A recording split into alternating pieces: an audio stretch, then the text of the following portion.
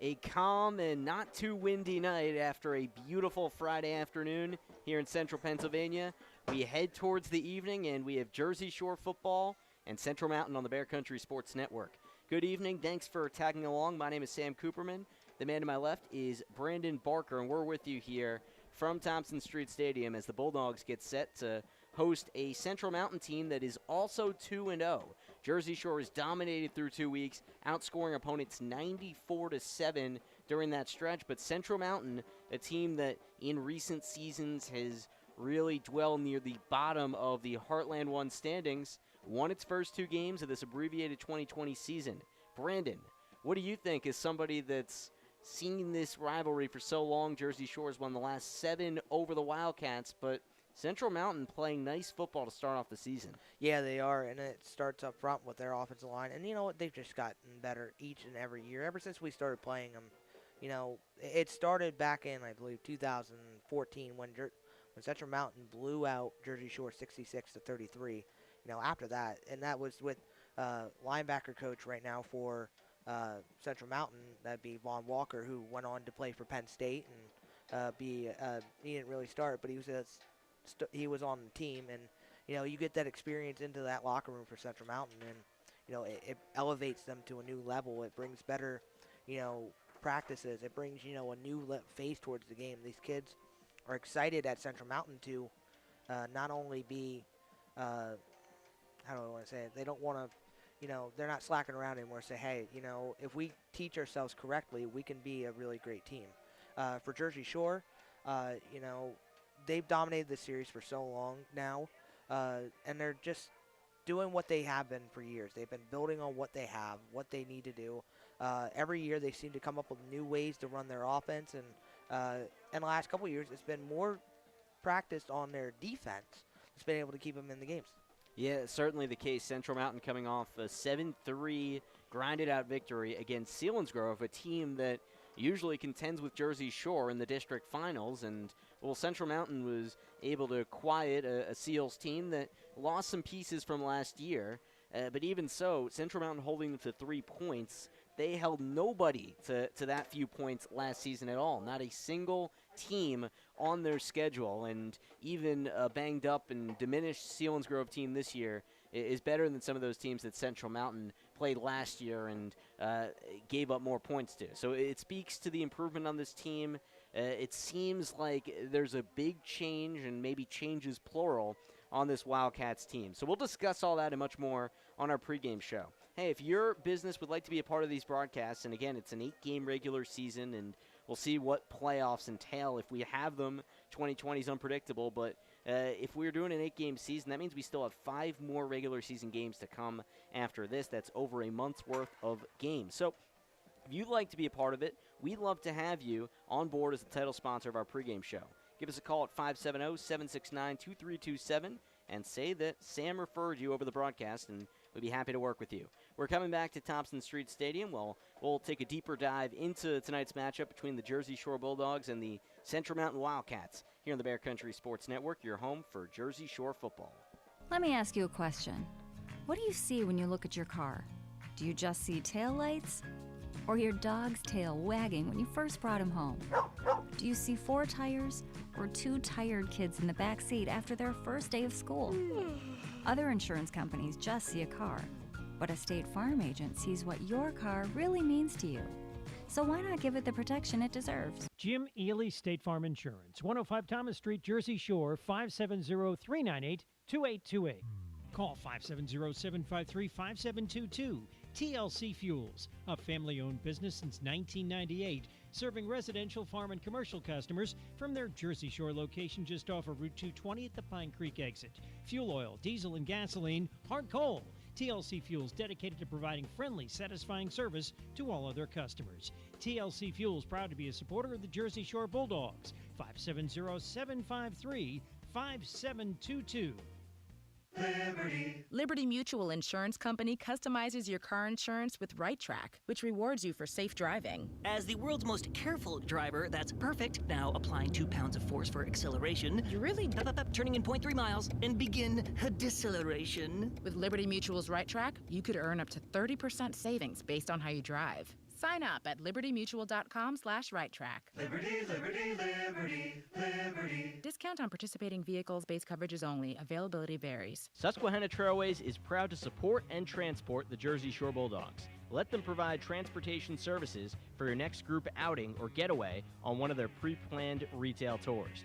Susquehanna Trailways is following recommended CDC guidelines. Check out their charters as well as their pre-planned tours, sold on a per-seat basis. These options have departures from Avis and the surrounding area. Check out their website for a complete listing of tours and services. That's susquehannabus.com. The Bear, WQBR.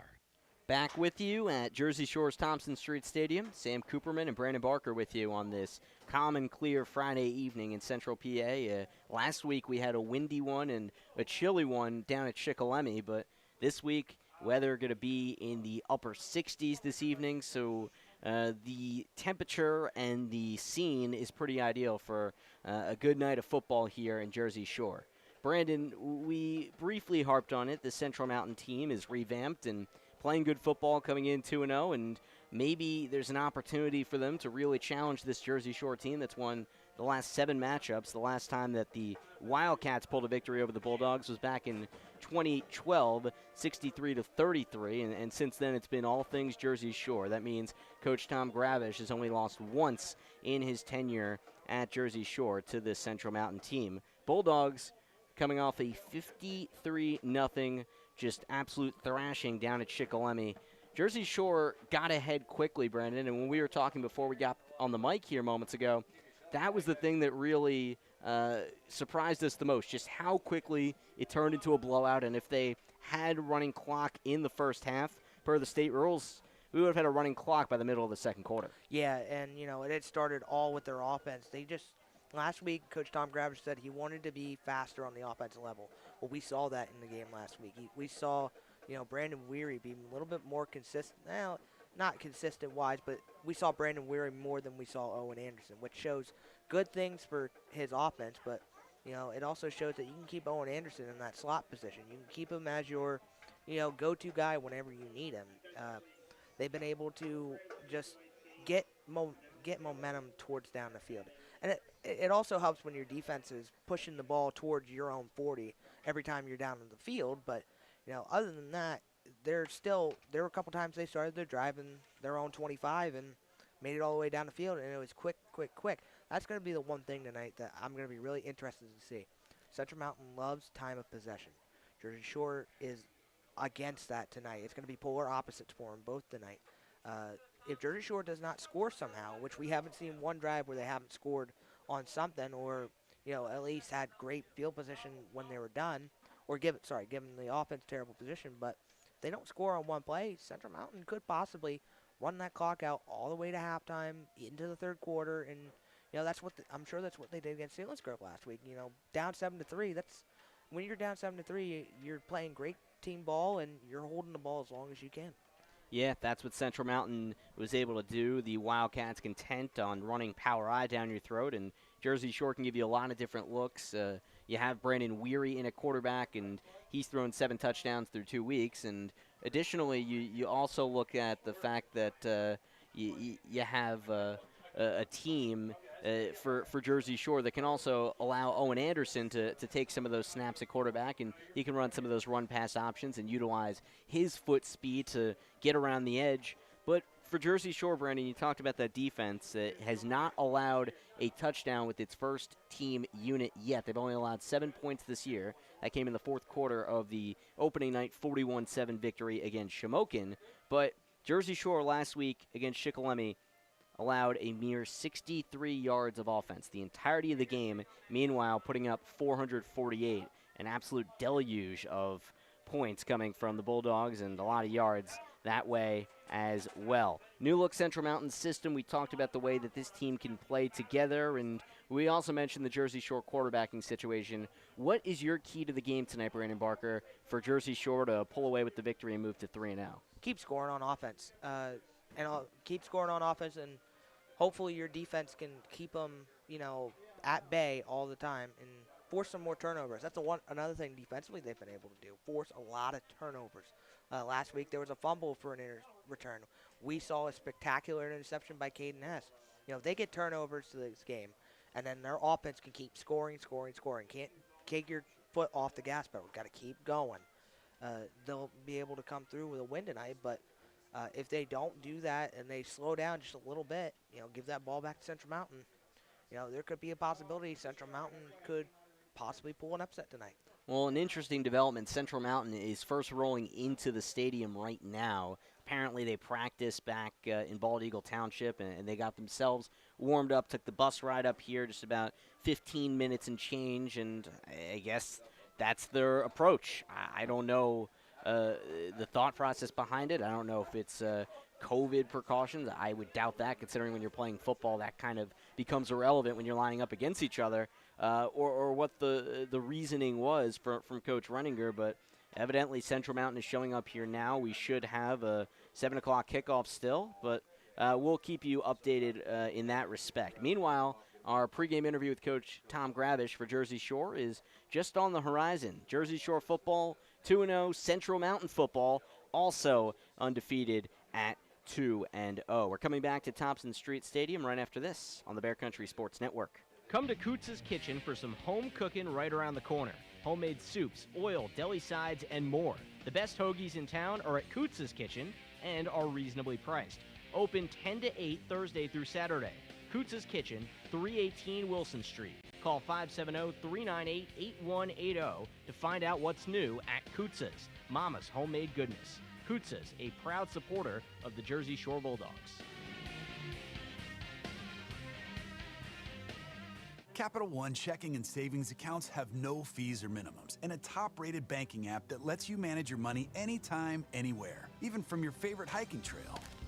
With Capital One's app, you can check your balance, deposit checks, pay bills, and transfer money from wherever you are, anytime you want, even when you're cooking dinner.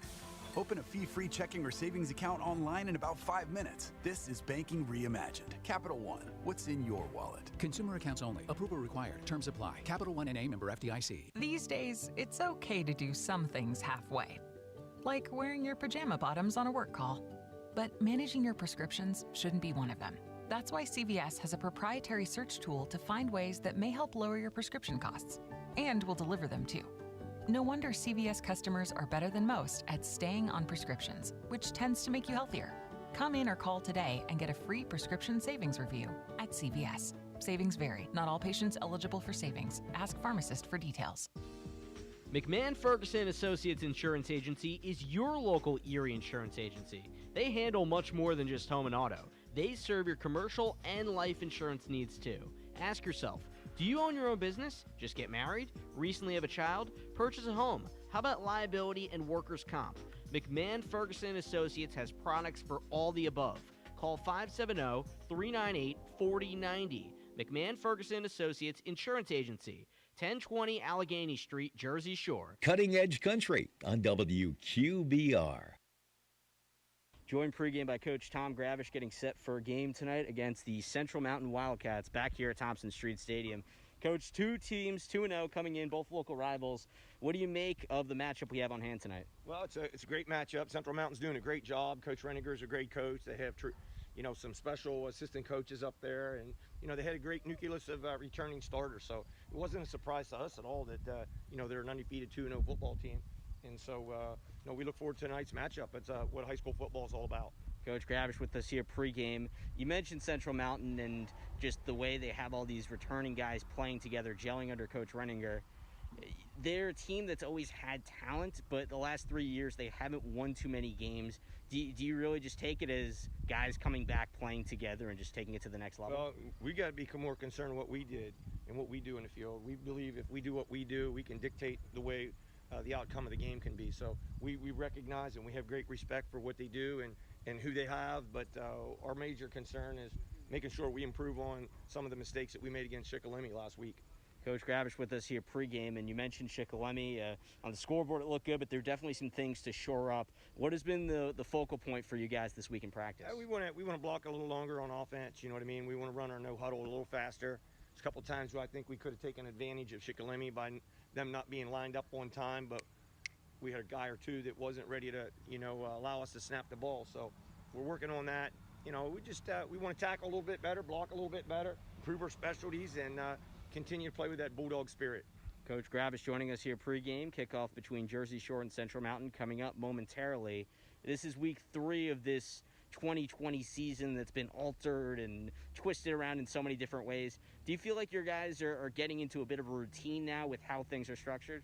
Absolutely. I think, we're just focused on next play, next day, next opponent, and, we can't really, we only can control the things we can control, and that is we got a football game tonight against Central Mountain, and we prepared for it, and we'll see how well we can do out here. We expect to play well against good people out there, but, we can only control the controllables. Coach Gravis joining us here pregame, Jersey Shore, Central Mountain. Kickoff coming up momentarily. Coach, thanks for the time. Best of luck. Thank you very much. Now open, Wasson Auto Parts in the old Woolrich Mill on Schaefer Lane in Jersey Shore. Find quality OEM parts for your late model car or truck in our huge indoor facility. All parts already pulled from the vehicle and laid out on shelves for your convenience. And you'll save up to 75% off of a new part from your car dealer. 570-398-AUTO. See our parts inventory at WassonAutoParts.com. The new way to keep your car or truck on the road, do it yourself. Help from Wasson Auto Parts in Jersey Shore. When you have trouble sleeping, it's tough. When kids have trouble sleeping, Mom, I can't sleep. Dad, just one more story? for nights like this, try Vicks Pure Z's Kids. Our great-tasting gummies are specially formulated for kids with a unique blend of botanicals and a low dose of melatonin to support their natural sleep cycle. Best of all, they're drug-free and non-habit forming. Help your child fall asleep naturally with Pure Z's Kids Gummies. Consult with a doctor before use. For ages 4 and up. Something new at Jiffy Market and Deli in Jersey Shore. Your favorite treats fresh fried. Chicken tenders, onion rings, mozzarella sticks, fish fillets, french fries now available, plus fresh made sandwiches, meat and cheese by the pound, and party trays. Call to order food to take out only 570-398-3499. Jiffy Market and Deli, everything you need in one place, crossing the post office in downtown Jersey Shore. 570-398-3499 for Jiffy Market in Jersey Shore. What if the music stopped? If the familiar voices were silenced? If there were no breaking news updates? What if your companion and connection to your community came with a monthly fee? Don't worry, we're free local radio with you wherever you go, celebrating 100 years and looking forward to the next 100. We are broadcasters. Text radio to 52886 and let Congress know you depend on your local TV and radio stations. This message furnished by the National Association of Broadcasters. You're probably not ready for winter, but we are. Hollick's Coal and Fuel Oil Service has been a Jersey Shore fixture since 1950. Hollick's is known for its fast and reliable service. We provide coal, heating oil, kerosene, mixed kerosene, and off-road diesel. 5 different sizes of coal, all stored under roof for the highest quality. Hollick's Coal and Fuel Oil Service, 248 Locust Street in Jersey Shore, 570-398-1190, and online at hollickscoalandoil.com. WQBR 99.9 FM. Sam Cooperman, Brandon Barker with you at Jersey Shore High School's Thompson Street Stadium as we get set for another night of Bulldog football here on the Bear Country Sports Network and streaming on our YouTube channel. If you want to watch the game and hear the sounds of our voice, go check that out. That's Bear Country 999 on YouTube. Just type that in and you can watch the thing evolve tonight, and we're looking forward to it. Big thanks to Vince Swartz, who's up with us in the booth, making sure that the stream runs smoothly, and he's doing all the stuff that I'm surely not capable of doing. Let's talk about the starting lineups tonight, Brandon Barker. We're looking at things, and a Jersey Shore football team that's outscored opponents 94-7 through 2 games comes in with an offensive unit that's looking to move at a faster pace, something that Coach Gravis just mentioned in my pregame conversation with him, that we need to be quicker back on the ball. There'll be a couple guys a little bit behind when they're looking to work up tempo, and that'll be something this offense will try to improve upon here in week 3. And Brandon Weary, the quarterback, will be handling a lot of those duties. The 6', 185 senior's thrown 7 touchdown passes through 2 games, no interceptions. Owen Anderson will also see some reps at quarterback, doing a lot of that run-pass option stuff. And the best way to distinguish who's who when you're watching the game is, well, Brandon Weary is in the black shoes, and Owen Anderson is rocking the white shoes. That's how you can tell them from a bird's eye view, because they're very similar in stature and build, so it can be tough to distinguish that on the fly. Brandon, what do you make of the quarterback situation tonight, and how Coach Gravish has tried to maximize Jersey Shore's offensive output by utilizing both of those guys at QB? Yeah, well, it's going to be more of, bringing one guy in and one guy out. Brandon Weary is more of the, I'm going to sit in the pocket, I'm going to throw the ball to you, I'm not really going to run. And then you're going, 4 or 5 plays with that, or 6 or 7. Then you're down in the goal, you're down towards the 20 or down towards the goal line, and you're like, oh, here comes Owen Anderson in a quarterback, and now he's going to run this play with us. So it creates something defensively for all teams. You got to prepare for both of them to run, for both of them to be in that game. So it's going to be really tricky, but Yeah, it's certainly a lot of versatility that Jersey Shore presents at that quarterback spot. In the backfield, fullback Hayden Packer, the sophomore, banged home 2 touchdowns last game, and he got our Player of the Game award at the end of it for his two-way ability, both at linebacker and as a fullback. 9 rushes, 40 yards, 2 touchdowns against Shikellamy. And Cam Allison is the tailback. Last year, only got 18 touches for 81 yards, but with Josh Malicki leaving as a senior, and then Tanner Lorson, the All-State quarterback and the 4A Player of the Year, who ran it a ton, things have been adjusted, and Allison's getting all the totes here, Brandon. What do you make of Cam Allison? 3 touchdowns for him thus far. Well, he's got a lot of speed on the outside edge, and since his sophomore year when we first saw him in that Southern Columbia game, we saw how good he was going to be with the speed, but he's been able to elevate his game to another level. He's been able to add the power game. It's what Josh Malicki did. Josh Malicki had to sit behind Kyle Tome. Kyle Tome had the power game. Kyle Tome was a running back for us a couple years ago in 2018. Then the next year, you insert Josh Malicki. Josh Malicki, starts running all the snaps because, one, he's also not playing secondary, too. So now you have Cameron Allison playing secondary, and you have Josh Malicki at running back. So there's no need to use him unless you have to, truly do it. And even if they didn't, they had Dawson Seacrest. Dawson could come in and be the tailback. So Cameron Allison this year being the main guy is what's really helping this Shore offense, and be able to just use Cam Allison in that running game. It's a special thing to watch, every night when you watch it. Yeah, certainly the case, Brandon. And you look through the rest of the Jersey Shore starting lineup. All-State receiver Caden Hess, 16 receptions through 2 games. In a 10-game regular season, that would put him on pace for 80 catches, which would surpass his 75 he had all of last year. He's getting the ball early and often on the outside. Other guys that could see some action out there, Brady Jordan, sophomore, he's really turned it up. A lot of jet sweeps from him, and he had a touchdown last week, the first of the year for the sophomore. Cooper Peacock, another sophomore, getting time at wideout, and Dalton Dugan, the senior, who is good for 1 or 2 long catches a week. He's got 3 grabs for 38 yards and a score thus far. Also had a 39-yard punt return in the win against Shikellamy last week. Connor Davis in at tight end when Shore decides to use that formation. The junior, 6'2", 190.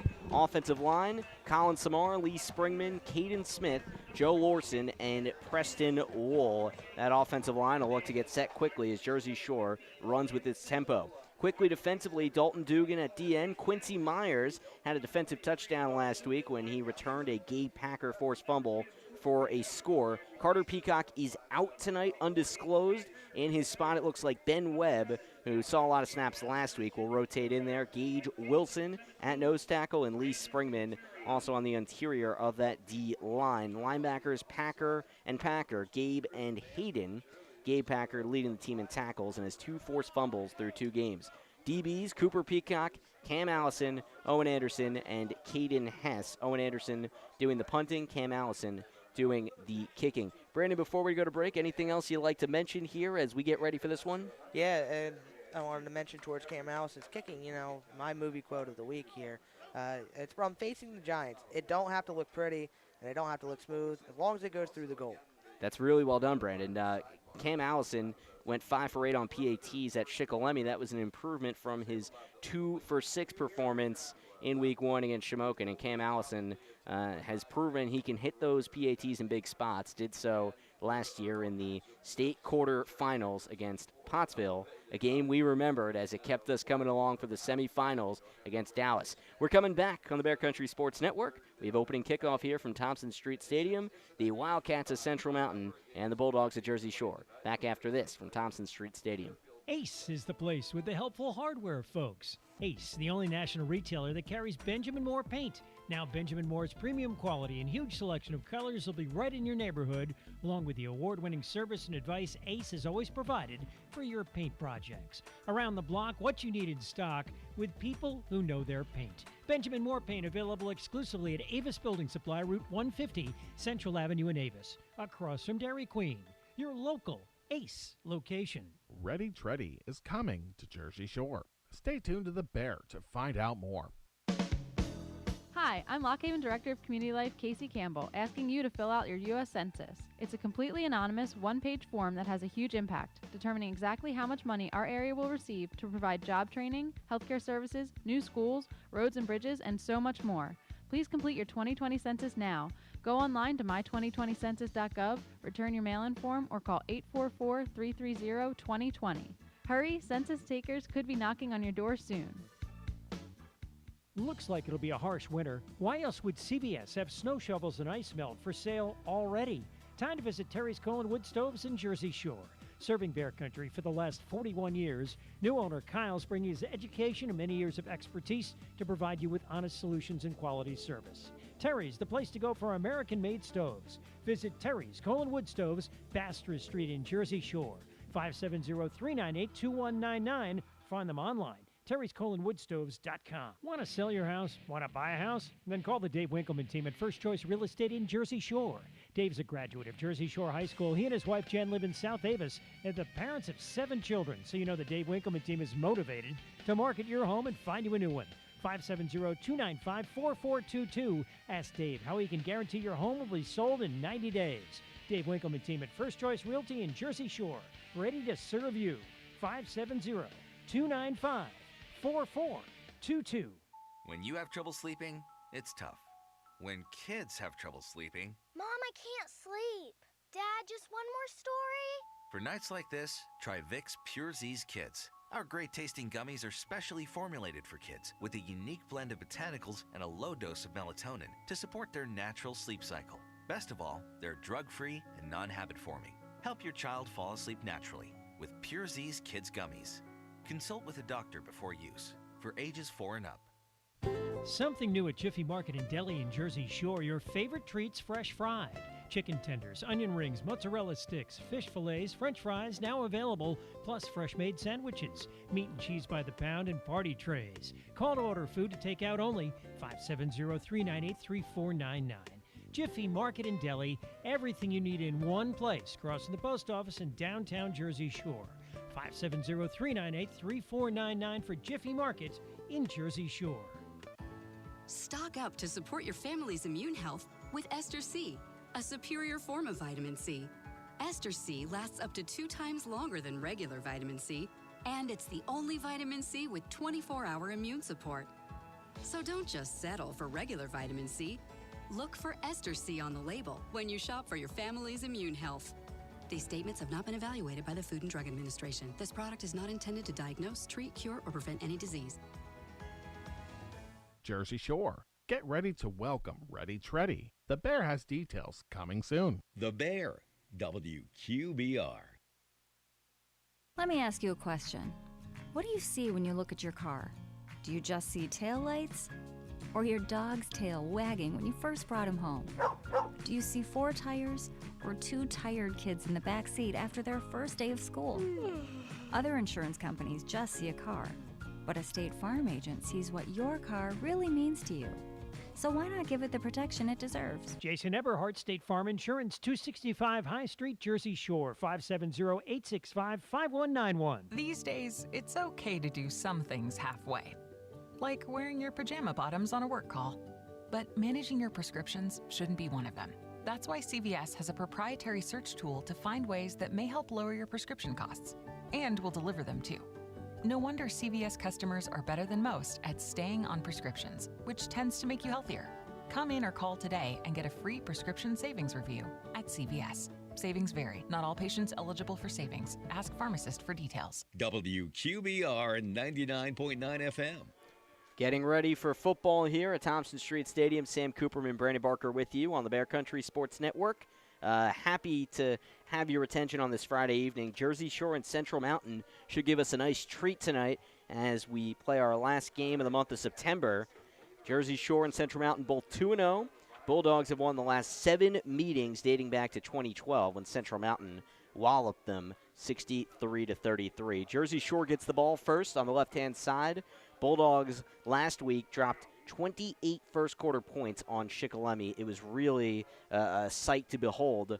The Bulldogs will go left to right as Central Mountain kicks off right to left. That's Tyler Weaver, the junior, doing the honors. He does the punting as well. And this kickoff is courtesy of our friends at Deja Vu. Open Wednesday through Saturday, 9:30 to 5:30.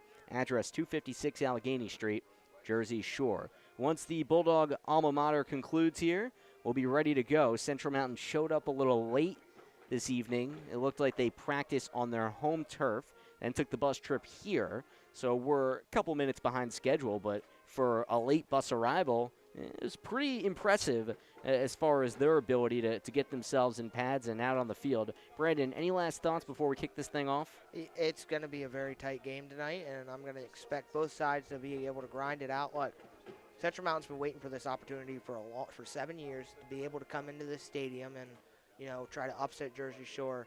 They're tired of sitting behind people, and they're ready to go. For Jersey Shore tonight, they are ready to keep rolling on from last week, and, hopefully they're going to be able to keep being undefeated this year. One of these teams has to take a loss this year, Sam, and unfortunately, we don't know who it is yet until the end of the game.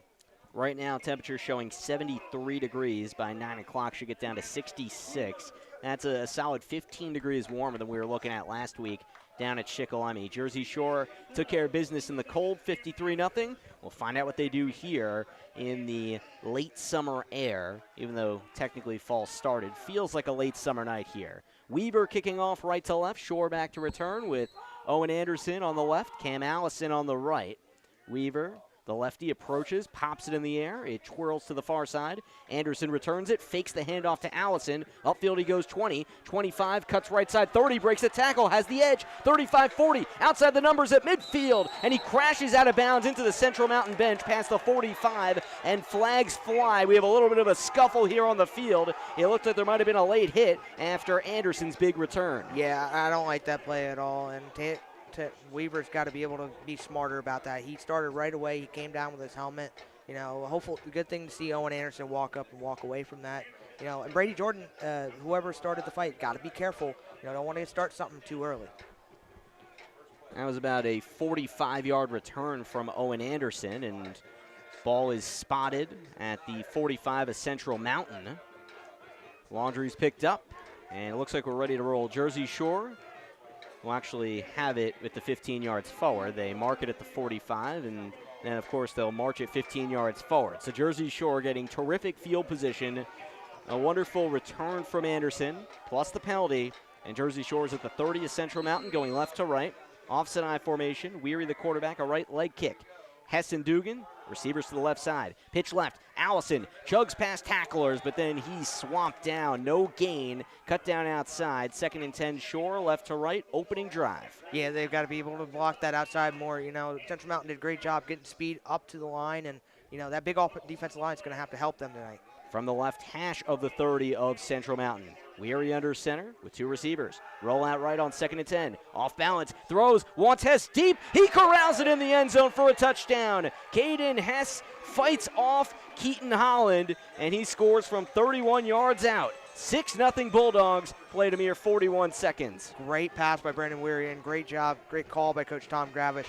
Run the bootleg play. They knew they were coming with the run. Run it outside. Caden Hess, great separation against Holland. Got to the outside edge. Another, like I said, great pass from Weary, and an early touchdown here for sure.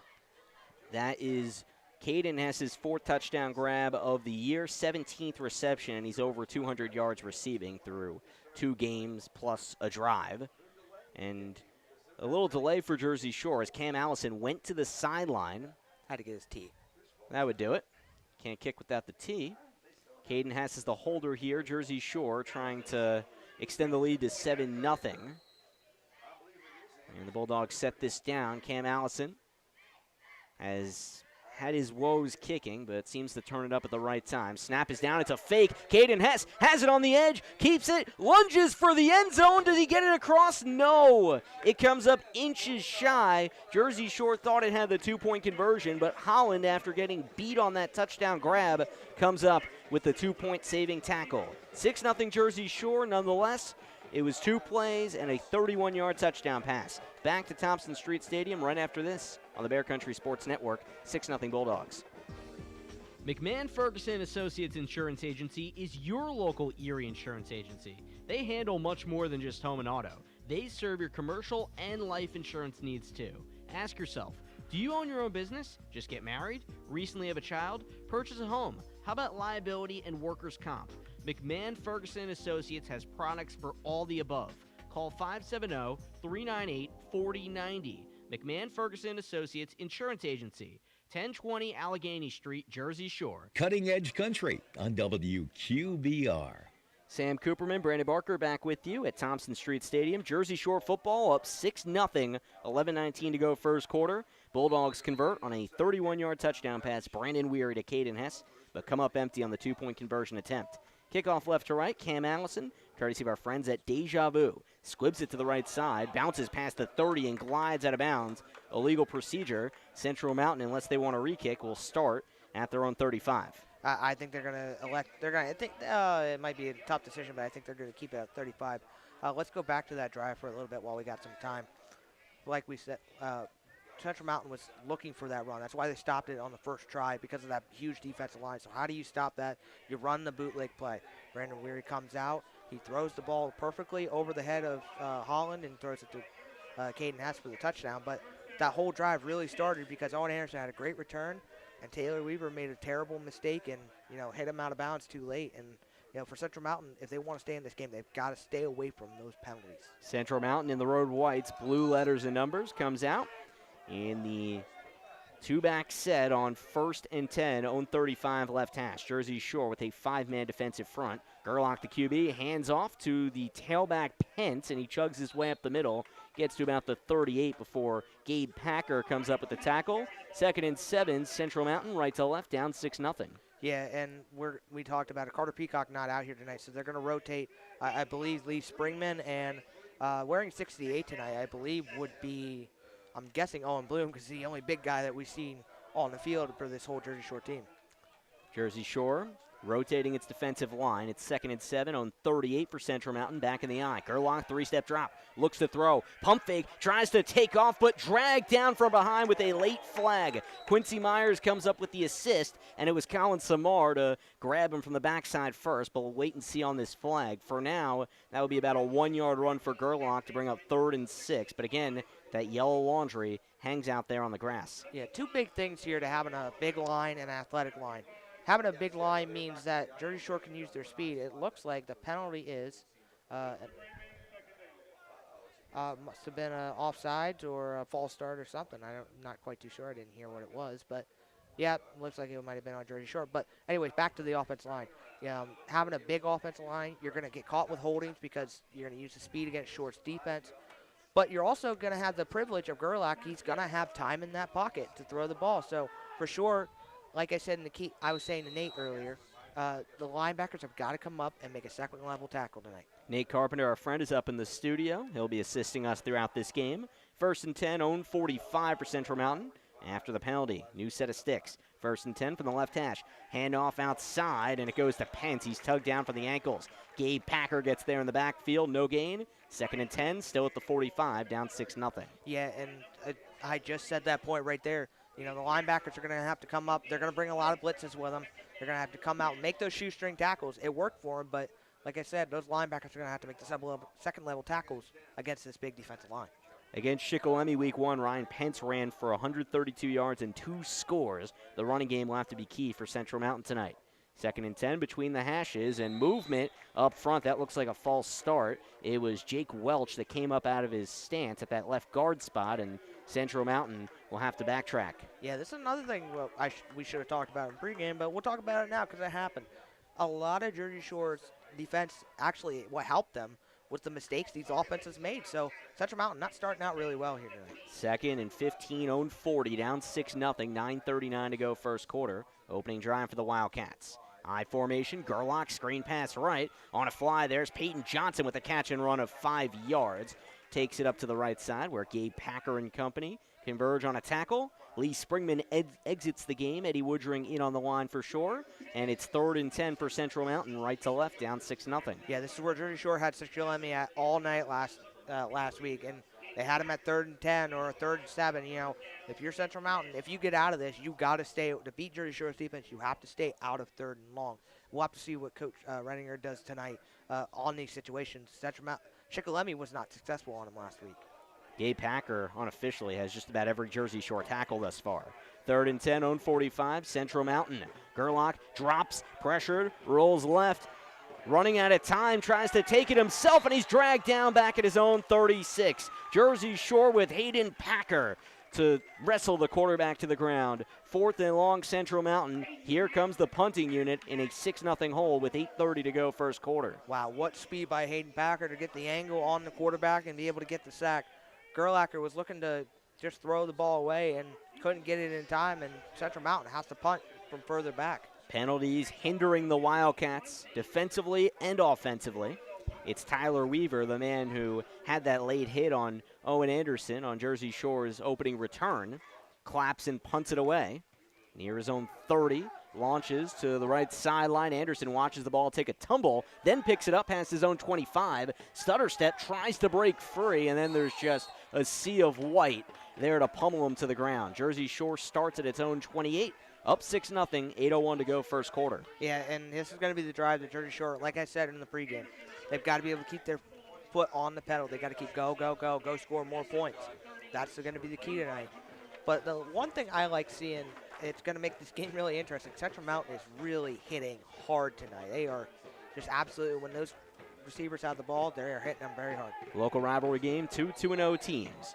1st and 10, own 29, Jersey Shore in the eye. Weary. Handoff, off tackle left. That's where Allison tried to go, but he splatters down. How about Ben Garlick gets that 6'2", 265 frame on him? No gain, 2nd and long Shore. Yeah, that big defensive and offensive line we were talking about before the game coming into play right now for Central Mountain against the run. Lose a yard. That's 2nd and 11, own 28 with 7:40 to go first quarter. Jersey Shore's second drive of the game. Line sets back up. Line moves offset, 2 receivers, 1 each side. Weary, pump fake, launches. He wants his man deep, and it's incomplete. Jersey Shore sent Connor Griffin, the sophomore, out wide, but he couldn't come up with the catch in traffic. 3rd and 11, Jersey Shore, own 28. That was Falls in coverage there, nicely done. The only thing that's helping Jersey Shore right now offensively is the speed on the outside by the receivers right now. Caden Hess blew by his earlier, and Connor Griffin, if he'd have caught that, he could have gotten a big catch out of that. So first big third down we've seen all night for sure this year. Greatest kicker in area history, aside from one Robbie Gold. Cam Griffin was his brother here at Jersey Shore.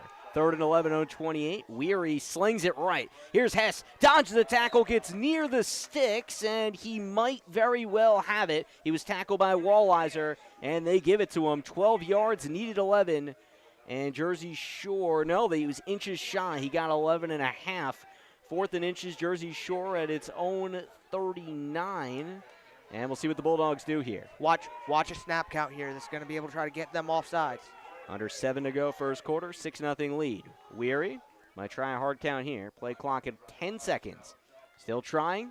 Doesn't jump. Instead, a handoff to Hayden Packer. He's close. He might not have it. This is very close. There's a dog pile right there. It depends on the spot. Brandon in the booth is signaling to himself that Jersey Shore should have it. Yeah, he got over that second effort, got him the first down. I believe he got the first down. That's really interesting call. I think he got it, but hey, we don't have video review, so can't do it. Central Mountain always comes out frisky in these games. Last year, the Wildcats did an onside kick to begin the game, and it worked, and it led them to an opening touchdown.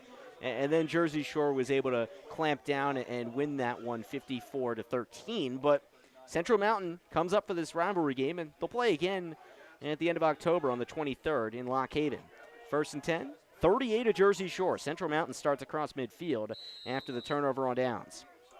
Gerlach, the quarterback, lines up under center. All returning offensive line for Central Mountain. Hand off to the fullback on first. No, it's a run-pass option. Flips it left, and Pence just has to eat it at the 40. And that was stunted, and the ball hit the ground, but Ryan Pence, and he comes up gimpy as well. 2nd and 12, Central Mountain. Man, we saw it last year. The raining conditions made people slip.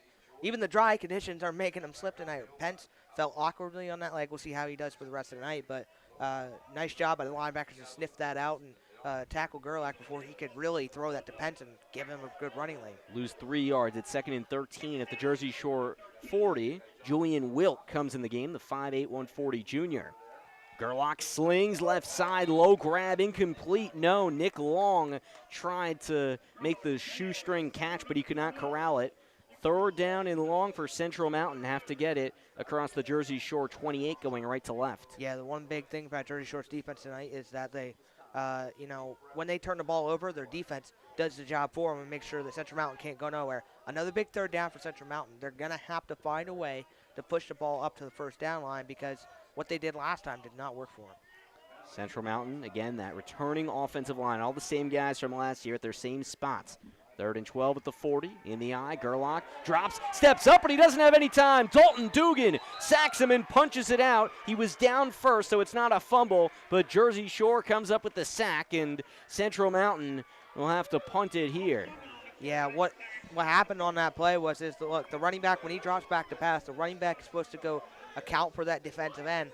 Somebody didn't know their assignment, and Dalton Dugan just came around like a missile and just absolutely sacked him behind the line. Jersey Shore, it's going to get the ball back here again after basically turning the ball over. 4th and 17 at the Jersey Shore 45. Central Mountain handed a gift and can't do anything with it.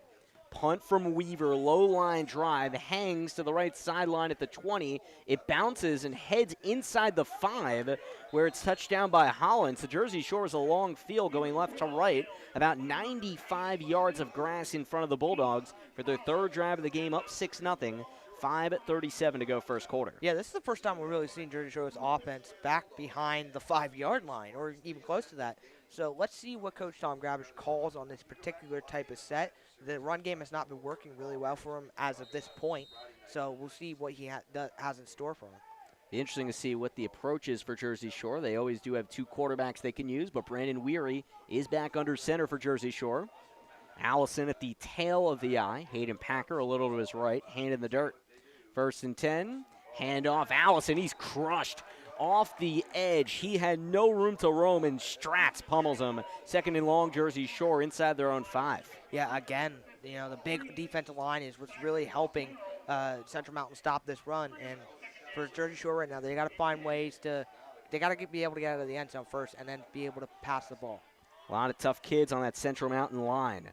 Weary drops back in his own end zone, throws, lobs left side. The ball is off target, and it falls incomplete. Looking for Dalton Dugan, and Falls was there. If he had a better angle on that, he might have intercepted that at the boundary. It's 3rd and long, Jersey Shore left to right. 5:06 to go first quarter, up 6-0. Yeah, and that just looked like a frantic throw. Just, he's not ready for it. This is the first time where we really see Brandon Weary on the wall. Being tested here. 3rd and 10 at his own 5. Weary under center. Play action, throws left side, a little behind Hess, but he's able to strong arm that one in. Very close to the line to gain. And it's tough to see from this angle if he got it or not. We'll have to wait and see, but it looks like the offense will stay out there. Nope, never mind. He's a little shy, and here comes... Oh, no, the punting unit was ready to come out. Brandon Weary signaling him to off. That's great guts by the young quarterback.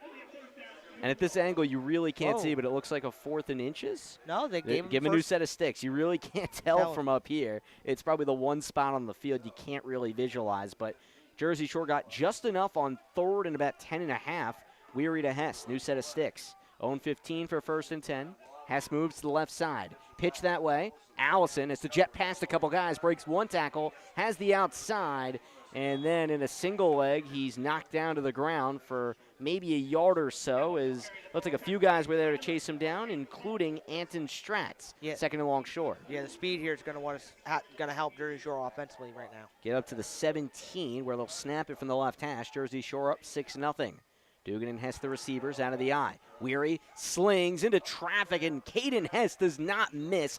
He snatches it up at the 24 amidst 2 or 3 defenders. Jersey Shore picks up about 7 yards for 3rd and 1. That's what you want from your all-state receiver. Look, Brandon Weary's not having the greatest night so far throwing the ball, so you got to be able to help. Looks like a guy's injured here for Central Mountain. Yeah, and that's big Jake Welch, 6'1", 315, and he just threw up on the field. Yeah. That was, I've seen that before. I've seen that before. That was the facial expression of someone that was about to yak. I hope he's all right. And obviously, he'll head to the sideline and might need some cleanup duty over there. Yeah, reminds me of the movie The Replacements. Another movie quote. He steps in the huddle and says, "I don't feel so good." And he just throws up. Well, looks like Central Mountain can't move the huddle because they weren't in the huddle this time. Yeah, I can't say I've seen that in a football game, and we'll try to reassess here. Brandon, what do you make of this game so far, outside of the throw-up on the field? Well, just hard hitting, and you know what? And I'll make a note on that. That was because he threw up because Jersey Shore is running so fast. The conditioning is not there. Central Mountain's been in so many close games, and, they've had the time of possession. It's the first time they've had a team that can outspeed them. So right now, it's, just going to be interesting whether they can, keep up with it. I don't think that was just because he was sick. I think it was just because he's, tired and, he needs water or something. Yeah, there's about 2 or 3 explanations for it. Jersey Shore offensively is ready to go here on 3rd and 1 at their own 24. Up 6-0 due to a 31-yard touchdown pass from Brandon Weary to Caden Hess on the opening drive. And now the play clock runs. 3rd and 1. Handoff right, water bugging free is Allison. Past midfield, nobody near him. 30, 25, 20, and a shoestring tackle saves a touchdown by Falls. How about that run by Cam Allison, sprung out of a cannon, and he takes it about 57 yards for a first. Yeah, what a difference. Jake Welsh coming off the field, and they replaced him with Josh Flanagan. What difference, when your starting defensive lineman comes out and you had to bring someone new in. The holes open up, and Cam Allison found a way up the middle. 59 yards to the 18 of Central Mountain. Jersey Shore in the red zone. 1st and 10 from there. Weary rolls, throws back right corner. Caden Hess with an acrobatic grab. Touchdown Bulldogs. Hess, number 2 of the evening. He goes over the top of Keaton Holland, and he catches it with one hand, switches to the other in midair. It is Jersey Shore up 12-0. Okay, let's just start giving Caden Hess the all-state honors right now. Last week he had an insane interception, and this week he has an insane touchdown grab. Look, for Jersey Shore, that was just a great drive. Cameron Allison, they finally broke through with the run, ran all the way up the middle, and Brandon Weary went to his guns, stayed confident in his throwing arm, and threw a big touchdown. It looks like they're going to go for it here, Sam. Well, it makes sense. They missed on the 2-point conversion last time. They'll try it again to even it up as far as how the score looks. Weary rolls right for the 2-point conversion. Nowhere to throw. Finally slings it, and a catch is made for 2, and it's Cooper Peacock doing the honors near the right side. 14-0 Jersey Shore. The Bulldogs up 2 scores on the Central Mountain Wildcats. Central Mountain gets the ball back right after this on the Bear Country Sports Network here from Thompson Street Stadium. Let me ask you a question.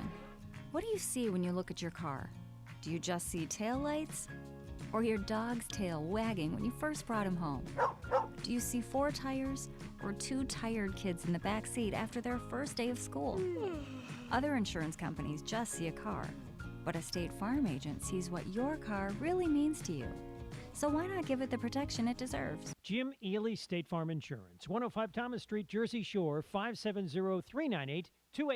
The Bear, WQBR.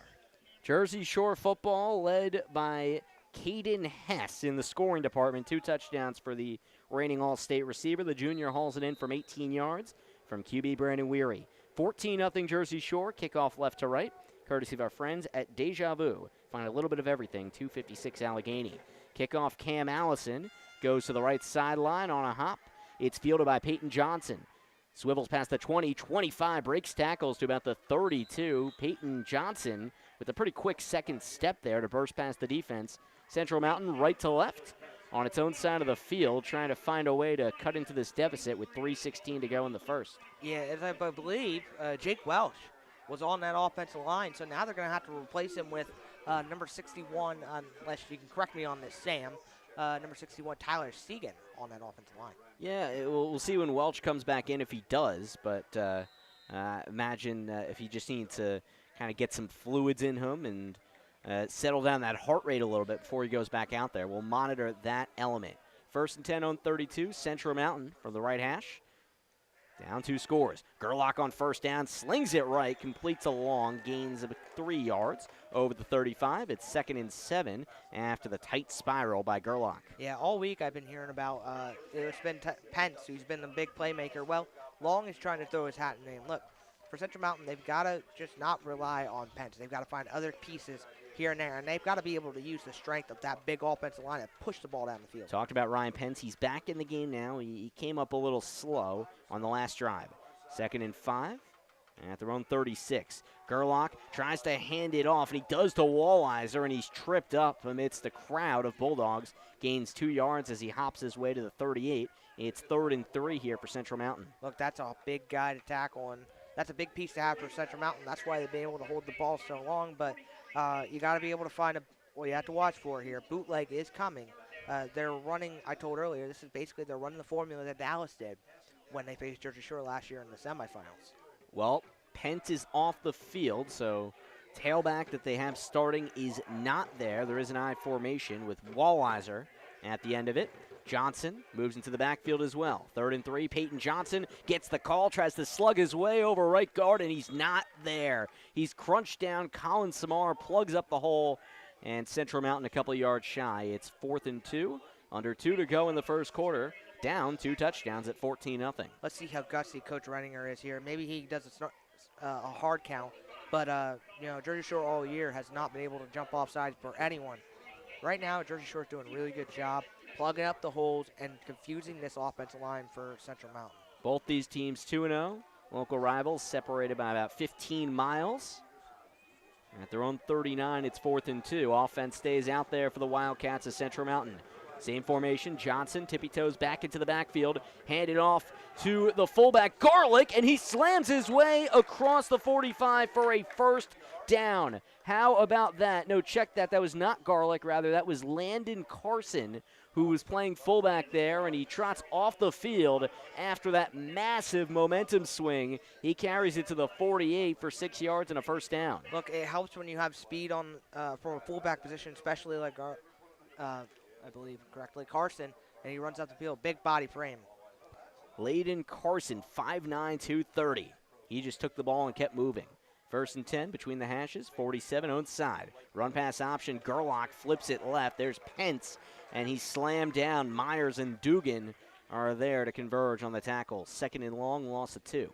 Yeah, well, that was an interesting move. Quincy Myers came from the other end of the field, the other defensive end spot, and actually got to Pence and tackled him. Look, Quincy Myers, I've been talking about him since week 1. This guy is something special for this, and he's been a big help for this Jersey Shore defense. 2nd and 12 at their own 46. Central Mountain going right to left, down 14-0. 15 seconds to go, first quarter. Throw over the middle, intercepted, down the right sideline, Caden Hess, no one will get him. 15, 10, 5, he's in. Tripped up on his way in, but Caden Hess takes it back about 50 yards for a pick 6, his 3rd touchdown of the first quarter, 20-0 Jersey Shore. Wow, what a special pick. Look, Caden Hess is, he had a pick last week and had a pick a week before. He's, starting to become that all-state corner now that they lost with Anthony Schaefer last year. That was a great, I'll tell you, that's just a great play. He intercepted it as quickly as he could, and the speed he had to go down the field and turn it for a touchdown. Jersey Shore right now just rolling in whatever they want to do. As you mentioned, it's his first year starting at defensive back for the Bulldogs, and he's got 3 interceptions in 3 games. Hasn't even played a full 3 games yet. PAT coming from Cam Allison. Jersey Shore's formation is little out of sorts. Needs to get one guy back out there. It's Eddie Woodring who sprints onto the field. And the Bulldogs snap it, hold it, kick it, and the PAT tails wide left. May have been partially deflected at the line. 20-0, Jersey Shore up a lot on Central Mountain. And the Wildcats get the ball back with 6 seconds to go in the first quarter here on the Bear Country Sports Network. Want to sell your house? Want to buy a house? Then call the Dave Winkleman team at First Choice Real Estate in Jersey Shore. Dave's a graduate of Jersey Shore High School. He and his wife Jen live in South Avis, and the parents of 7 children. So you know the Dave Winkleman team is motivated to market your home and find you a new one. 570-295-4422. Ask Dave how he can guarantee your home will be sold in 90 days. Dave Winkleman team at First Choice Realty in Jersey Shore. Ready to serve you. 570-295-4422. WQBR 99.9 FM. Sam Cooperman, Brandon Barker back with you at Jersey Shore's Thompson Street Stadium. How about a 20-0 first quarter lead for Jersey Shore? 50-yard pick six by Caden Hess, his 3rd touchdown of the game, and his first offensive score. Kickoff left to right from Cam Allison. Bounces at the 25, and it tumbles towards the right sideline. And Peyton Johnson tried to let it go. It looked like he touched it there before it went out of play. So Central Mountain does not get the benefit of an illegal procedure. Right to left they go at about their own 26, and they have 5 seconds to go in this first quarter. Get one last play off and then regroup at the end of the frame. Yeah, that's what nice thing about Cameron Allison kicking off. Look, he doesn't get it all the way down the field, but he gets enough on it where he can get to the outside edge of the line. Yeah, and that was my vantage point, playing tricks on me. That's actually across the 20 to their own 16. That's where Central Mountain has it right to left. Gerlach was trying to lead a late drive to end the quarter, but he threw it right to Jersey Shore's corner, Caden Hess. 1st and 10, own 16, right hash. Gerlach hands it off out of the eye. It goes to Pence, and he's muscled down to the ground at the line for no gain. The Packers, Hayden and Gabe converge. 20-0 Jersey Shore. First quarter expires, and man, oh man, is it one that Jersey Shore fans would like to remember. It was a blowout against their rival, Central Mountain. Back for the second quarter after this on the Bear Country Sports Network. Come to Coots's Kitchen for some home cooking right around the corner. Homemade soups, oil, deli sides, and more. The best hoagies in town are at Coots's Kitchen and are reasonably priced. Open 10 to 8 Thursday through Saturday. Coots's Kitchen, 318 Wilson Street. Call 570-398-8180 to find out what's new at Coots's, Mama's Homemade Goodness. Coots's, a proud supporter of the Jersey Shore Bulldogs. Ready Treddy is on the way to Jersey Shore. Get the scoop. Keep listening to the Bear. Cutting Edge Country on WQBR. 20-0 Jersey Shore football starts the second quarter off with a big lead over its rival Central Mountain here at home at Thompson Street Stadium in front of vacant stands. Only 250 the capacity allowed this evening, including players, coaches, etc. Sam Cooperman, Brandon Barker with you. Jersey Shore defends here as Central Mountain goes left to right as the fields flip at their own 18 on 2nd and 8.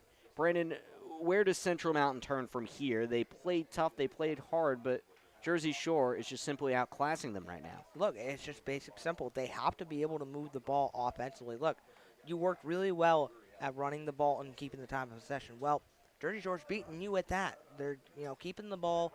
They're actually holding the time of possession on their own end.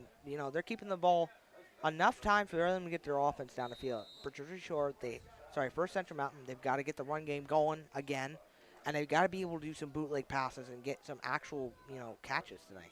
2nd and 8, own 18, Central Mountain going left to right between the hashes. Gerlach under center, offset eye, handoff left. It goes to Pence, and he's roped up off the left side of the line. He doesn't have anything. 3rd and long, Central Mountain is tied up offensively to start the second quarter. Yeah, and this is another situation that Central Mountain has. They keep getting stuck in 3rd and long, and Gerlach has not had a great night throwing the ball as well, so they got to be able to get inside their own 5-yard line. Worth noting that Jake Welch, the offensive guard who puked on the sideline late first quarter, is back in the game for Central Mountain.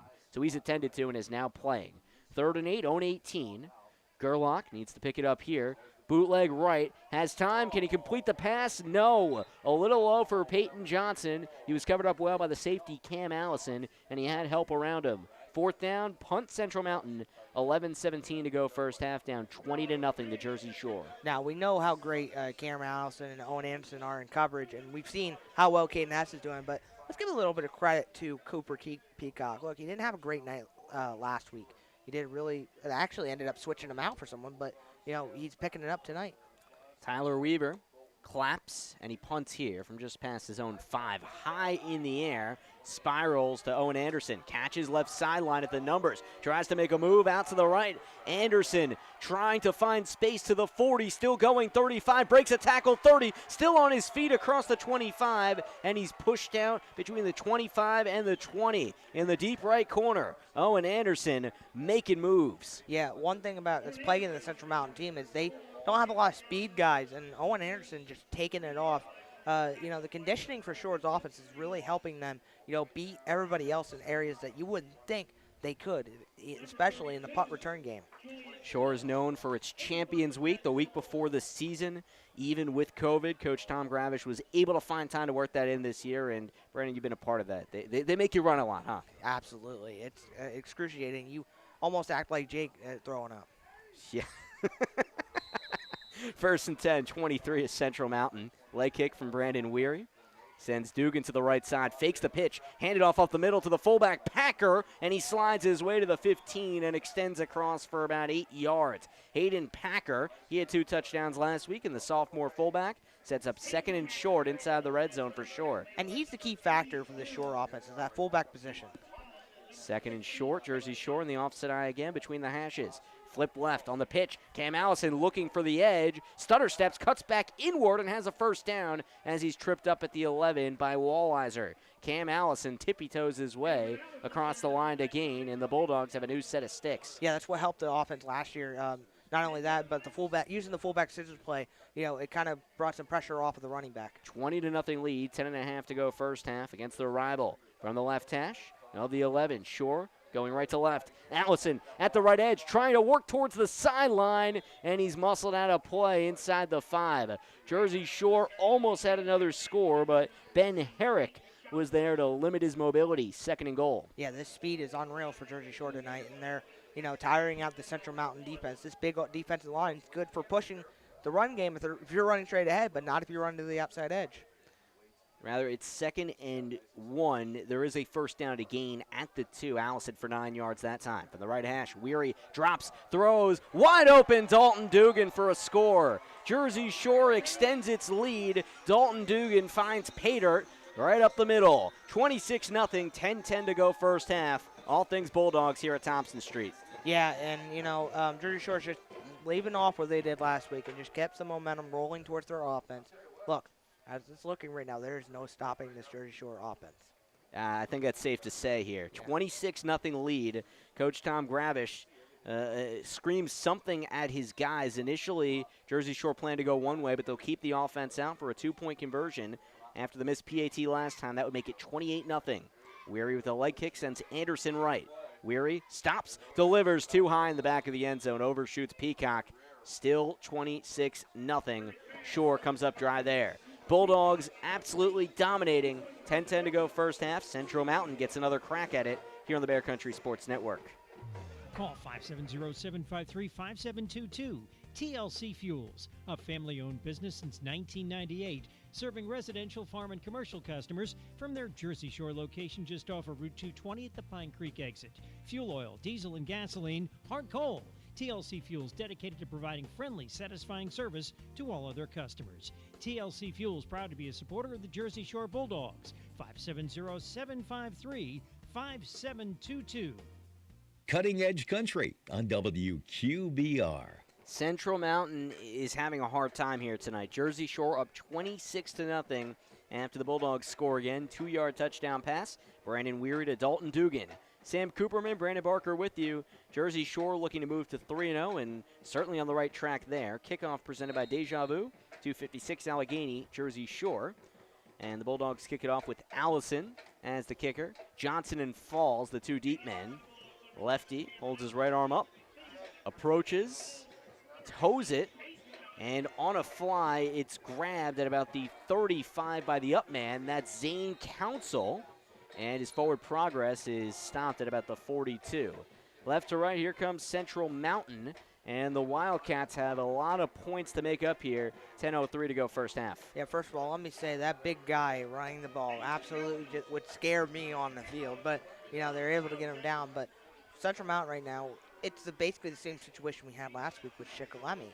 They've got to find something different. They can't keep going to the same thing. They say the term is you run to the well and you keep pulling from it, but there's nothing in the well right now for Central Mountain. First and 10, own 44 after the sizable return. And here's Gerlach out of the eye. Handoff right. Pence looking for running room, and he doesn't have it. He goes down in a pile of dust at the 47. Might have fallen on his own accord there. It's 2nd and 7. Central Mountain going left to right, approaching midfield. Yeah, and look, right now they're getting some yardage from the run game, but they're not getting enough. Here's where the key point's going to be for Central Mountain right now. If they can get a 3rd and short, use that power game to be able to push for a first down. Use the time of possession. Right now, the clock is not going to be on their side because they're down 26-0. But this is what they have to keep doing in order to cut into that lead. Got to keep the ball away from Shore's offense. 2nd and 7, own 47 for Central Mountain, down 4 touchdowns. Handoff up the middle. It goes to Walliser. He tries to hurdle his way forward and doesn't get that far, up to about the 48. Still 3rd and about 6 for Central Mountain, going left to right. Down 26-0 with 9 minutes to go first half. Okay, now you're in a manageable position here. Now you got to be able to find something, a bootleg play or a nice pass play here to get him to the first down. You don't have to go deep. You just have to get enough to get the first down, and I think that's what Central Mountain is kind of forgetting right now. Watch them bootleg it here to Walliser and then throw it out to Taylor Weaver. Brett Gerlach, the junior quarterback, under center here. 3rd and 6. Looks right, pump fakes, throws once, Johnson deep, and it was held possibly with the late flag coming in, but Johnson was about 10 yards shy of that ball, which landed past the 30. I don't think he held him. I didn't see anybody grab him, but, that's what what I just said about Gerlach. You cannot be going downfield on a 3rd and 6. You got to be able to go to the sticks and get a first down. If this is what I think it is, pass interference, this is going to be an easy first down for Shore. Not something that Shore wanted to do, but in my personal opinion, I don't think that was pass interference, but we got to go with what we have. Central Mountain really is primarily advanced the ball from penalties, and then there was a 4th down stop that they got the ball back in Shore territory. But here, due to the PI, they are able to spot it at about the 37 on Jersey Shore side of the field. The pass was telegraphed, and it works out. Central Mountain left to right in Shore territory, down 26-0. 8:40 to go first half. 1st and 10 between the hashes, I formation. Gerlach looks to throw, steps up, delivers up the right side, too far for Peacock and Johnson. Incomplete, 2nd and 10. Yeah, like I said, they keep going downfield, and I don't understand why. You're not trying to go for the big play, I mean, I get it. You're trying to get your offense moving as we see a flag on the field. We'll talk about that flag here in a minute, but, going downfield, you got to be able to just get short, choppy stuff. That's how you're going to beat this short team. You got to go in the middle and get them to your receivers. Now, with the holding, it goes to the point I said earlier in the game.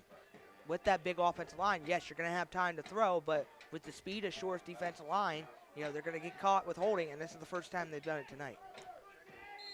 It's 1st and long for Central Mountain. They're backed up 10 yards. Back past midfield as the Wildcats try to roam free here. They're down 26-0 with 8:20 to go in the first half. The clock's running in case anyone wants to stop it. It's not running clock just yet. Right at midfield, Gerlach under center, 2 receivers right. Looks to the right side, hitches, throws, and at about the 42, it's grabbed by Long, and then 3 Bulldogs immediately pounce on him with a late flag coming in. It was Hayden Packer the first to get to the ball carrier, and that flag was thrown in right as he was being tackled down. For now, it's back to about 2nd and 13, but we'll see. Yeah, let's wait and see what the flag says. But first of all, that's exactly what Central Mountain needs to do. They need to throw it short. Can't go for the big thing right away. You got to keep, chipping away at it. And right now they have to. If this is something on Shore, this is another big key play where Central Mountain only had to advance the ball on. Whoa. That's not good. That's Owen Anderson. He could be ejected from the game. So, yeah, that certainly would change things if Anderson is taken out of here. He's still out on the field, and it's 15 yards there. It's a particular rule. You know, if it's intentional targeting, it's an automatic ejection.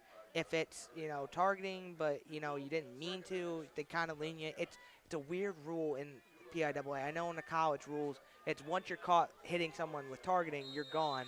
But in the rule, I guess for now, Owen Anderson's going to have to stay in the game. That's actually helpful for them. Yeah, I would say so. If you're not going to eject him now, he's not going to be ejected. Anderson stays out there at his safety spot. 1st and 10, Jersey Shore 30. Penalties keeping the drive alive for the Wildcats, and Coach Renninger calls his team over for a chat. 7:48 to go first half, 26-0 Jersey Shore, and Central Mountain has prolonged this drive by taking advantage of Jersey Shore miscues. Brandon, when we talk about things Jersey Shore can work on, here's Exhibit A, huh? Yeah, it's the penalties. You have them where you want them defensively, and to give them a pass interference call and to give them targeting, you know, that's, first of all, Owen Anderson's very lucky to still be in this game right now. But, you know, it's just things you have to fix. You can't keep Central Mountain's time of possession. And when they keep moving the ball because of penalties, you know, you're helping them towards their goal and getting to the end zone. And when, you know, as we see with this big team, as Central Mountain gets to the goal line, who knows, you know, how long it's going to take for them to just power their way in. Central Mountain came into this one 2-0, just like Jersey Shore, but seems like tradition is setting itself back in motion. Jersey Shore has won this rivalry game 7 times in a row and is on pace to make it 8 straight with a 26-0 edge with 7:48 to go first half. Central Mountain with a 1st and 10 at the Shore 29, and due to the penalties, they're given an opportunity here. What can they do to mix things up? They got to throw a trick play in there. Got to catch that defense off guard. Look, they're up. They're getting a little frustrated because they're getting penalties against them. Catch them off guard. Run some trick play. See what they do here. 1st and 10, 29 at Jersey Shore. Gerlach stands under center. Hand off to the fullback, Walliser. He's stunted and then backs his way forward to the 26. Gets a tough 3 yards over left guard, and it's 2nd and 7 for Central Mountain, left to right, Shore 26. Yeah, this is starting to, you know, they're getting what they want with the run game. And right now, if they can get a 2nd and 3, this would be a really good opportunity for them to finally convert on their first 3rd down conversion tonight. They're trying to find a way to do just that. It's 2nd and 6, 26 or so at Jersey Shore. And Gerlach stands back in the eye. Johnson, the receiver, to the right, long to the left. Throws right. Screen pass dropped by Peyton Johnson. He was looking to run before he actually brought the ball in. That's a miscue that sets up 3rd and 6. Central Mountain comes up empty on 2nd. Look, perfect design there on the screen. Something that Shore hasn't really seen much of this night. And it was going to work, but you can't drop the ball in those kind of situations, especially if you're down 26-0. Johnson, a senior, he's a quick kid, and he had 4 grabs, 103 yards, 2 scores, week 1 against Shikellamy. And if he caught that, it looked like he had a seam on the inside. He could have taken that for a pretty long ride. But here it's 3rd and 6, 7:06 to go first half, down 26-0, but marching to Jersey Shore territory.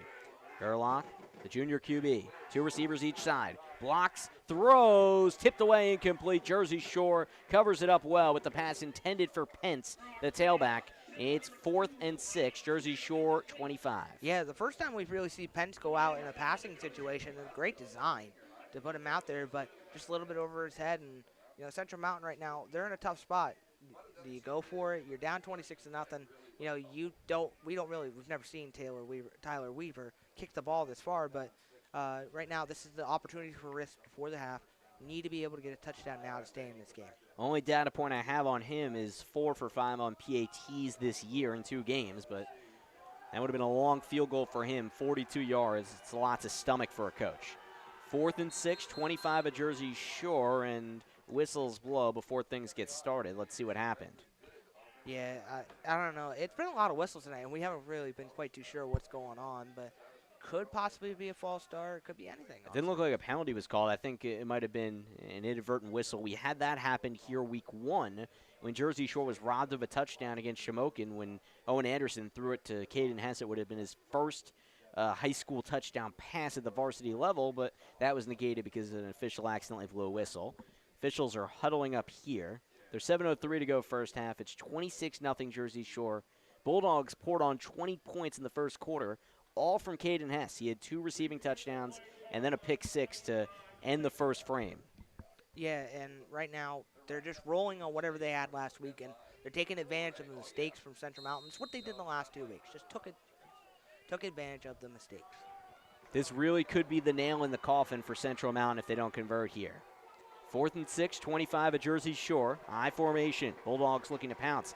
Gerlach drops, time in the pocket, steps up, clean room up the middle. He has a first down and more. Past the 15, he crashes down near the 12. What a gutsy run by Brett Gerlach. The seas parted, and the junior took advantage for 13 yards. Yeah, look, this is the first time we've seen it. I've said it earlier in the game, and I'm going to keep saying it. The big offensive line is going to give you time in the pocket, and they gave him a big hole for him to run up the middle, and Jersey Shore's defense was not ready for it. For Gerlach right now, he's got to be able to keep doing it. He's got to be able to use the ball towards himself because Pence is not really effective this game. Walleyes is not really doing much, and neither is their running backs. Walliser and Pence are the two men in the backfield in the I formation. 1st and goal at the Jersey Shore 10. Walliser, the call, he's tripped up across the 6. He had room for a moment, but then Jersey Shore has Ben Webb to partially plug the hole. It's 2nd and goal at the 6 of Jersey Shore. Central Mountain right on the doorstep. Yeah, and I'm really impressed right now with Jersey Shore's defensive line, how much they're rotating everybody in, and the impressiveness of Ben Webb, who's shown up in the last 2 weeks, especially tonight with no Carter Peacock. What it's really interesting for me is, no Carter Peacock. What it would have been like if Carter Peacock was out here. Would this been a different story right now? Definitely a question. 2nd and goal with the 5. Central Mountain tries it from the eye again. Pence just tries to dive over a pile, and he had no room. Jersey Shore cuts off all that penetration. 3rd and goal, no gain for the junior tailback, and with 5:40 to go first half, Central Mountain down 26-0. Now is the time to punch it in. Yeah, it is, and they're doing what I keep saying that they need to do, and they're taking short, choppy steps. Instead of being at 3rd and long, now they're at 3rd and 5. They're at 3rd and manageable. Even if they don't get the first down, they can get it close to 4th and 1 and try to power the ball up the middle. It's exactly what Shore's been doing all night, just working your way to the first down line. 3rd and goal at the 5. The plane is where they got to get it. Johnson, the receiver, to the right.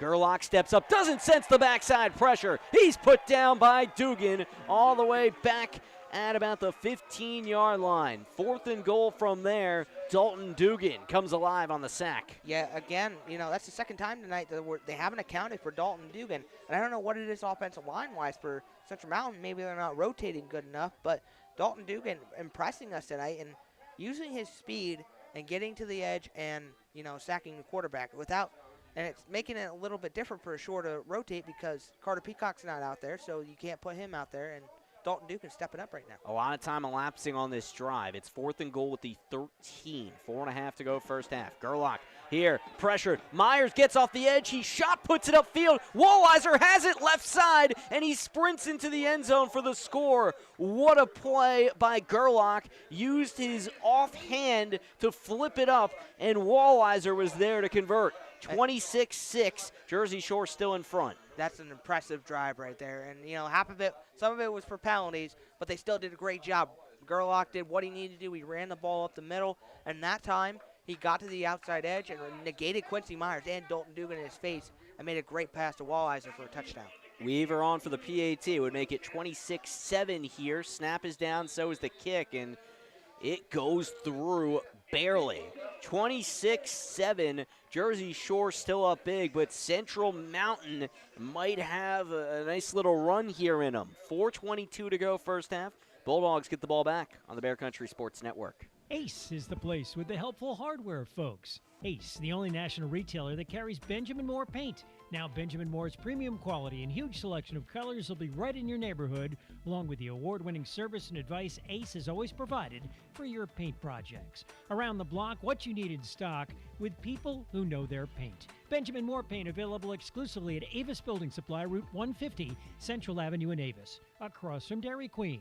Your local Ace location. WQBR 99.9 FM.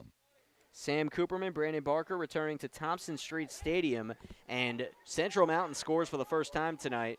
A touchdown pass from Gerlach to Walliser on 4th and goal at the 13. Central Mountain is down 26-7, but the Wildcats come up with points. Kickoff left to right for them, courtesy of Deja Vu, 256 Allegheny, Jersey Shore. Kickoff from Weaver, hand in the air. Boots it towards Anderson and Allison. Anderson backtracks to his own 10. There he goes upfield. Past the 20, 25, and a sprint. 30, still breaking tackles, and he slips up at about the 42. Owen Anderson lost his footing, may have been tackled a little bit by Long, and they'll mark him down at the 38 where he dropped a knee. Jersey Shore right to left. Yeah, let's talk about that right now on that return. First of all, let's imagine it. Owen Anderson gets ejected from that targeting. He doesn't run that back like that. You know, he's doing a really good job returning tonight, and he's making people miss, which is not surprising. That's his whole style. But as we see him out here on this wide side, let's see what he can do offensively to change things up. They respot that ball at the 41. Jersey Shore own side of the field, right to left. 1st and 10, in the eye, pitch right. Allison, bumper cars, tries to swerve up the middle, and he gets his way to the 45. 4 tough yards after Peyton Johnson comes in from the secondary for the tackle. It's 2nd and 6. Yeah, that's one thing Cameron Allison's got to do all night tonight, and he's got to be shifty. He's got to evade those big tacklers up front.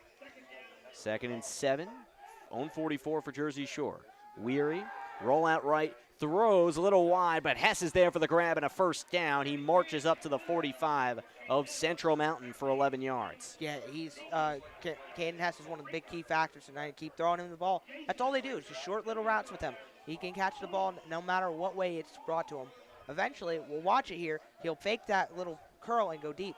1st and 10, 44 of Central Mountain. Jersey Shore up tempo. Fake pitch, handoff inside. It goes to the fullback Packer, and he's twisted up. Walleyes are at the 42. It's 2nd and 8, Jersey Shore. 3:30 and counting to go first half. Bulldogs trying to answer back after Central Mountain scored a touchdown last drive. Yeah, and Hayden Packer is one of the key factors here for Jersey Shore's offense. You know, picked so much pressure off of Cam Allison, but also he's a big, tough runner on the inside. Anderson, the receiver out left, has split to the right. 2nd and 7. Weary unloads over the middle in traffic. Anderson comes up with it. No, they say incomplete, and Anderson is down. Initially, it looked like he made the grab. He could not corral that ball. Might have hit the ground, and now Anderson is lying back down in the grass, and he takes his helmet off. Yeah, that's not a good sight. I don't really want to explain what happened, but, you know, it's hard to see. But he had, because of what had happened here at Jersey Shore before, you know, he took a very big hit in the head by Central Mountains, one of their safeties, and, you know, we're hoping he's all right now. We'll take a break. We'll come right back to Thompson Street Stadium. 3:03 to go first half. Well, actually, no, we'll keep it here. Owen Anderson pops right up, helmet back on, and he sprints towards the sideline. He'll have to be out for at least one play, and imagine a little more, and I'm sure Jersey Shore will take all precaution here, and we'll come right back to it. Quickly, Brandon, any out-of-town scores you want to get to? Yeah, let's go with the only really close one tonight. A lot of them are blowouts, but Shamokin and Selinsgrove, 16-0. Shamokin over Selinsgrove right now. More scores coming up at halftime. 3rd and 7 at the 42 of Central Mountain. And as Jersey Shore started the play, whistles blew. It looked like everybody wasn't set, so they'll have to get things situated. We'll have our Jason Eberhardt State Farm halftime show in a few moments. There's 3:03 on the first half clock. Jersey Shore up 26-7, scored 20 in the first quarter. Was up 26-0, but Central Mountain had an elongated drive due to penalties that ended with a 13-yard touchdown pass moments ago. 3rd and 7 at the 42. Weary takes his time with 2 receivers out there. Good blocking, has a clean pocket, has to step up, runs out right. The defense collapses, and he's thrown out of play. Jersey Shore does not come up with anything that time, and the Bulldogs will have to settle here on 4th down as on the edge, Herrick makes the tackle. Yeah, and that was a big tackle on Brandon Weary right now. He, how do I want to say it? He kind of just threw him down. Brandon Weary hasn't been tackled really much tonight, but Brandon Weary did a good job there. Eluded pressure, got up the middle. Caden Hess wasn't really that open, but it wasn't a good route to catch. And as we see Owen Anderson come back out to punt. Bulldogs punt here. That means Anderson is all right. He was down for a few moments, and everyone took a knee, but he can punt here. 2:53 to go first half. Jersey Shore sends it off from its 45, but it's a fake. Anderson on the catch, runs up the right sideline. 40, still on his feet. He's out of play, and he might be a little shy near the 35. He is. He's about 3 yards from where he needs to be. But Jersey Shore is able to get some yardage on that, but not enough. Central Mountain left to right. Doesn't make a huge difference here, but certainly is a factor. I don't like. I like the aggressiveness by Coach Tom Gravish, but I don't really like that call. You know, Central Mountain just scored on the last possession, and you want to keep them as far back as you can because right now they're finding ways to move the ball down the field. You would think you'd want the ball inside their own 5. Playing devil's advocate here, maybe he just wanted his guys to wake up a little bit. Maybe you want to jolt some energy back into your guys, even if the scoreboard reflects what it After does. that big hit, yeah. Which is 26-7, and Jersey Shore now plays defense. Central Mountain left to right, own 37. Gerlach tries to lead the troops upfield in the I formation on 1st and 10. 3-step drop, chased, Packers slips up, can't get him, but Myers does, and Dugan helps as well, and everybody comes crashing down. All the way back at his own 30, Gerlach gets pummeled, and it's 2nd and 17. Yeah, the speed on the outside by the end. Quincy Myers and Dalton Dugan are doing a great job right now. Look, when you're running as a big defensive line, the interior of the line is not going to be able to get to the ball, so you have to rely on that 5-2 defense. You have to rely on those ends coming out and getting the pressure, and that's exactly what those two did. Also credit to Ben Webb and Owen Bloom up the middle. Gerlach was simply suffocated that time. About 2 minutes to go first half, and Central Mountain goes to the sideline for the play call. The Wildcats do get the ball to start the third quarter, as Jersey Shore had the opening drive and scored, and Coach Renninger will call a timeout here for Central Mountain. They have one more to work with after this. 26-7 lead. Brandon, we'll use this time to look around the area. You mentioned that Shamokin score. If you don't mind rehashing that, and then we'll flip through the rest of them of the games that are in action. Yeah, let's start with that right now. Shamokin trying to get their first one of the year against Selinsgrove, who got a loss against the Central Mountain team 7-3. Shamokin is up 16-0. Shikellamy trying to find their first win after getting blown out by Central Mountain and Jersey Shore the last 2 weeks. They are up only 7-0 on Milton. Danville 14-0 over Lewisburg right now in Danville. Loyal Sox blowing over Hughesville 48-0. Montoursville doing their thing 28-0 over Mifflinburg. Southern Columbia, no shocker here, 49-0 over Warrior Run. South Williamsport 20-7 over Montgomery. And let's see here if we get it. Williamsport still 0-0 over in Berwick. And last year's state finalist Dallas, only up 14-7 on the newly formed team from last year, Wilkes-Barre area. Well, Dallas had a lot of seniors on that team last year, if memory serves me right. Well-coached team. They made it to the state finals in 4A. 2nd and 17, own 30 after the sack. Gerlach tries to recharge here. Steps back, pressure, throws, slingshot over the middle, way too far for Johnson. Trailed the play by about 5 yards. It's 3rd and long, own 30. Jersey Shore sent the blitz, and the Bulldogs got there. Yeah, and it's not there. They've been trying to go to that play all night, and it's just not there. Cameron Allison, Coach Alex Jackson doing a good job telling Cameron Allison to say, hey, stay in this little bubble, and if they keep throwing that pass, you're going to stay there. Eventually, that could be intercepted somewhere down the road, and Gerlach just doing a great job of just throwing it over Allison's head, but they've got to be able to find different ways to get these receivers open instead of just throwing the same route. Starting to feel the nighttime air here at Thompson Street Stadium as the clock strikes past 8. 3rd and 17, own 30. Gerlach just a try. Well, no, it looked like a handoff, but he tried to roll out left, and he falls down back at his own 20, and an easy sack for the Bulldogs. Everybody got there. Dugan, Myers, etc. Punt for Central Mountain. Minute 30 to go first half. Coach Tom Gravish has all of his timeouts still, and he burns one here. Jersey Shore can get a substantial last drive before halftime. Look, and, that was a very successful defensive drive for sure. But if you're Coach Tom Gravish, you're a little bit nervous right now. Your team's starting to get a little bit of penalties on their side. That time you didn't. But Central Mountain is a fighting team. They've been a fighting team for years against Jersey Shore. They want this win badly. They're going to come back and win. And if you're Coach Tom Gravish, right now it's a 2-minute drill. Say, hey, let's go down here. Let's get another touchdown on the board. Let's feel more comfortable going into half, even though when we come up, I'll tell you, Coach Tom Gravish, he's going to go with the mindset 0-0 after this half. Well, Brandon, do you remember where you were November 2nd, 2012? I do remember. I was in Central Mountain, 66. Oh, you were at the game. Oh, I was at the game, 66-33. They were not, when they went in that locker room, they were not happy at all.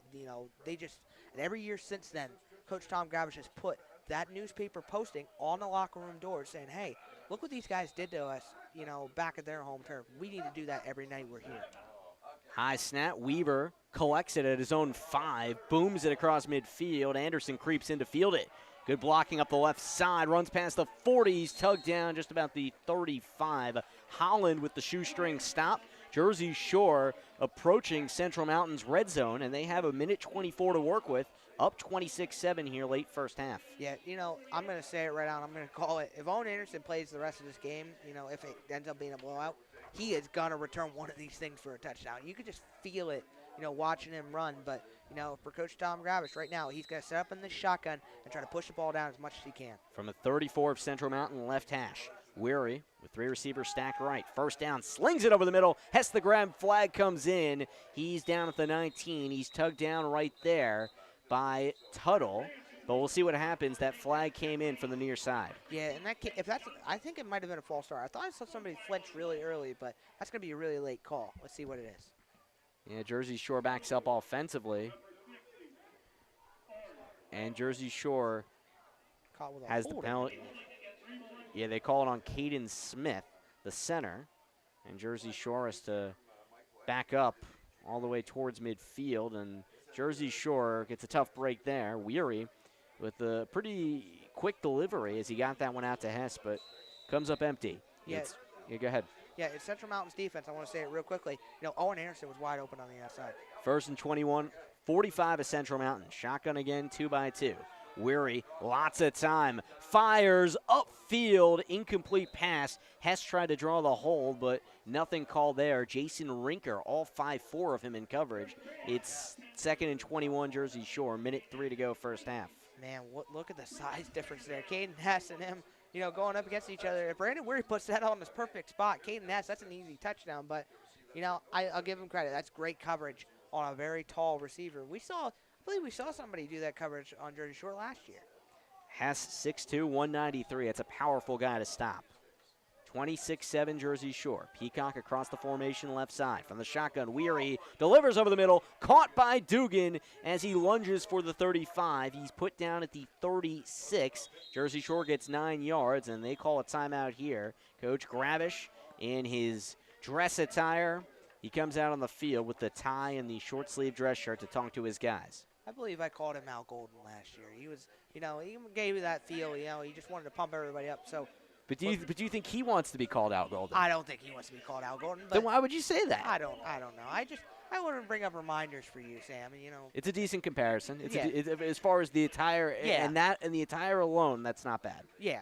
Anyways, let's go back to the game here. 53 seconds left here in the half. Coach Tom Gravish has got 1 timeout. I don't know if he's going to really get close enough to try for a field goal. I don't know if he's going to be that gutsy. But if he gets close enough to go for a 4th down, I think he might try it, being down so much and with not little time that Central Mountain has, especially, how they run their offense. I don't think right now this isn't a bad drive for sure, even if they don't get a touchdown or a 1st down. Jersey Shore gives the ball to Central Mountain to start the second half, so right here looking to capture those last-minute points before they go into the locker room. It's 3rd and 12, 34 of Central Mountain. Weary from the left hash of the Central Mountain 34. Operates the offense, roll out right, throws. Anderson has to backtrack to grab that ball, but he does across the 25, and that's where the tacklers swarm him. Wallizer and company on the stop. That gets them 8 yards or so. That's 4 yards short of where they need to be. Yeah, they're going to go for it, but like I said, close enough for the 4th down. Shore with 1 timeout left. 4th and short, about the 26 of Central Mountain. Need 4 yards. Peacock sprints to the left side. Inside handoff. Allison, he stopped, doesn't get there. Allison had his angle cut off up the middle, the big bodies of that interior, and Anton Stratz was the last guy to bring him to the grass. Turnover on downs for sure. Yeah, and, like I said, that's not, a killer for sure. You want to start converting on those 4th downs because you never know when you're going to be in that situation. But, there's not enough really much time. With even one timeout left, I don't know if Central Mountain can really do anything with this field position. We'll have to wait and see. But the deep ball hasn't been working for them all night. And, when they're running the ball, they're eating up so much time. So, right now, this is going to be an interesting 2 plays, maybe, for Central Mountain. They get the ball to start the second half. They could just take a knee here, theoretically. High formation. And they do just that. Gerlach puts his right knee to the grass, and they don't have to run another play. That's how the first half concludes. 26-7 Jersey Shore. Lopsided but the Bulldogs leave the Wildcats a little bit of a lifeline, and right now it looks like Central Mountain is trying to pull itself up. Halftime coming back here, courtesy of our friend Jason Eberhardt and his agency at State Farm, located on the High Street Hill in Jersey Shore. We're coming right back in a few minutes after this on the Bear Country Sports Network. Bulldogs up 26-7. Call 570-753-5722. TLC Fuels, a family-owned business since 1998, serving residential, farm, and commercial customers from their Jersey Shore location just off of Route 220 at the Pine Creek exit. Fuel oil, diesel, and gasoline, hard coal. TLC Fuels, dedicated to providing friendly, satisfying service to all of their customers. TLC Fuels, proud to be a supporter of the Jersey Shore Bulldogs. 570-753-5722. Jersey Shore, Ready Treddy is rolling your way. Stay tuned to the Bear to find out more. Susquehanna Trailways is proud to support and transport the Jersey Shore Bulldogs. Let them provide transportation services for your next group outing or getaway on one of their pre-planned retail tours. Susquehanna Trailways is following recommended CDC guidelines. Check out their charters as well as their pre-planned tours, sold on a per-seat basis. These options have departures from Avis and the surrounding area. Check out their website for a complete listing of tours and services. That's susquehannabus.com.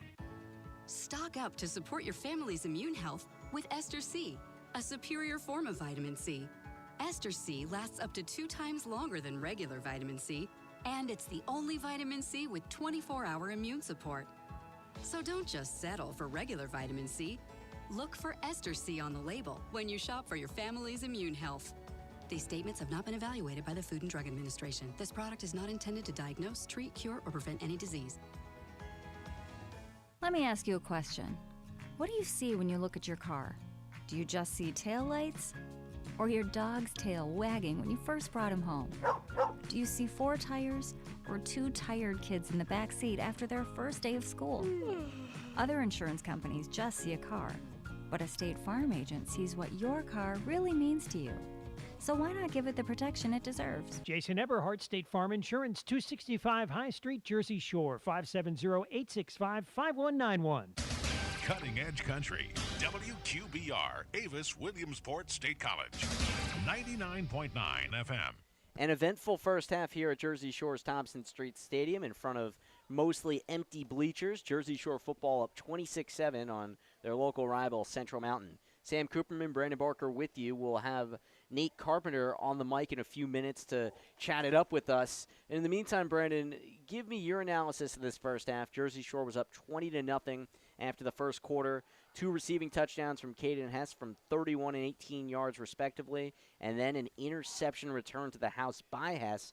And then in the second quarter, Shore got the 2-yard touchdown. Weary hit Dalton Dugan that time, but the Bulldogs allow one late in the half on a long drive that was aided by penalties, where Central Mountain capitalized on 4th and goal as the QB Gerlach connected with Wallweiser, the fullback, for a touchdown pass of 13 yards. But, Brandon, there's your scoring summary. What do you make of the first half? Well, the first half-wise, offensively, they started really slow at the beginning. Central Mountain was figuring out what they were doing, and they got a couple touchdowns out of it. But after a while, they were just outpacing Central Mountain's defense, and every time they would get the ball down the field, it was something new that Central Mountain couldn't see coming. That little flip pass. And I'll tell you, Brandon Weary tonight, he's been hit and miss a little bit of times because of that big defensive line, but, he's thrown a couple of nice passes. 2 of them were to Caden Hess, and, another one, a couple darts to, I believe, Cooper Peacock for the 2-point conversion, and then Dalton Dugan for the touchdown. So offensively they're doing what they need to do. Could they pick the pace? I think they can still pick the pace up a little bit more, tire out this defense as much as they can, especially the huge defensive line that's in front of them. Defensively, they're letting mistakes happen. They're letting the penalties come to them, and my opinion was I think a couple of them weren't the right call, but we have to go with what we have. So the penalties are what killing Jersey Shore's defense. Other than that, they're swarming that offensive line. They're making them have to move. And right now it's looking like, that offensive line does not want to move. We saw Quincy Myers, get back in the backfield. Dalton Dugan tonight showing up and sacking the quarterback not once but twice on a couple of communication between the offensive line. So not only are they killing him on the speed, but they're also making that offensive line confuse themselves on what they have to block. Well, we'll come back in a few moments and expand on this thought circle here at Jersey Shore's Thompson Street Stadium, part of our Jason Eberhardt State Farm halftime show. Jason Eberhardt State Farm, call 570-865-5191 and visit InsureJerseyShore.com. That's Inshore with an I, and check out what my friend Jason Eberhardt has to offer. We're coming back. Nate Carpenter will join us, and he'll chat it up and discuss his thoughts from the bleachers here on the visiting side of Thompson Street Stadium. He was able to get a lot of empty space around him. His attendance is pretty capped tonight. We're back at Thompson Street Stadium, 26-7, Jersey Shore, all over Central Mountain on the Bear. Let me ask you a question. What do you see when you look at your car? Do you just see taillights? Or your dog's tail wagging when you first brought him home? Do you see 4 tires or 2 tired kids in the back seat after their first day of school? Other insurance companies just see a car, but a State Farm agent sees what your car really means to you. So why not give it the protection it deserves? Jason Eberhardt, State Farm Insurance, 265 High Street, Jersey Shore, 570-865-5191. These days, it's okay to do some things halfway, like wearing your pajama bottoms on a work call. But managing your prescriptions shouldn't be one of them. That's why CVS has a proprietary search tool to find ways that may help lower your prescription costs, and will deliver them too. No wonder CVS customers are better than most at staying on prescriptions, which tends to make you healthier. Come in or call today and get a free prescription savings review at CVS. Savings vary. Not all patients eligible for savings. Ask pharmacist for details. Come to Coots's Kitchen for some home cooking right around the corner. Homemade soups, oil, deli sides, and more. The best hoagies in town are at Coots's Kitchen and are reasonably priced. Open 10 to 8 Thursday through Saturday. Coots's Kitchen, 318 Wilson Street. Call 570-398-8180 to find out what's new at Coots's, Mama's homemade goodness. Coots's, a proud supporter of the Jersey Shore Bulldogs. Ace is the place with the helpful hardware, folks. Ace, the only national retailer that carries Benjamin Moore paint. Now Benjamin Moore's premium quality and huge selection of colors will be right in your neighborhood, along with the award-winning service and advice Ace has always provided for your paint projects. Around the block, what you need in stock with people who know their paint. Benjamin Moore paint available exclusively at Avis Building Supply, Route 150, Central Avenue in Avis, across from Dairy Queen. Your local Ace location. WQBR 99.9 FM.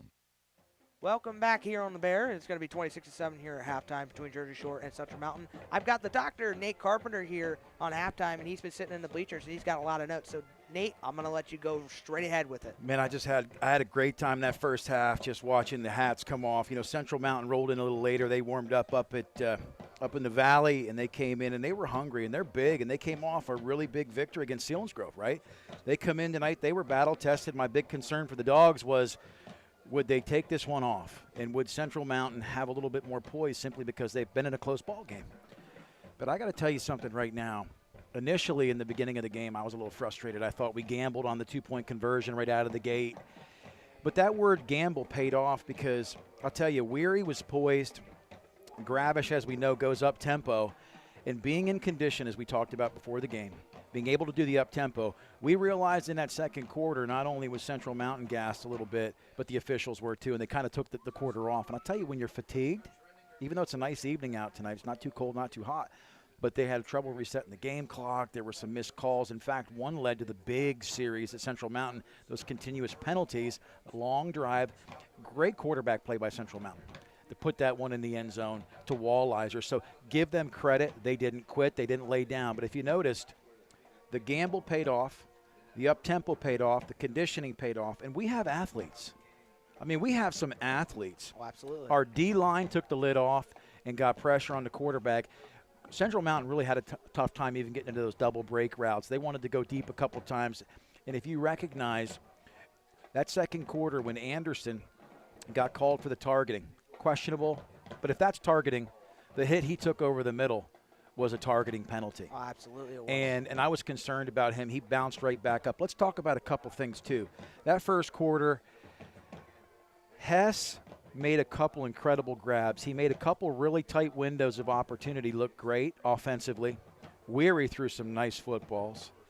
Anderson had the punt return and kickoff return game. He ran with a vengeance, put his head down, got some big yards.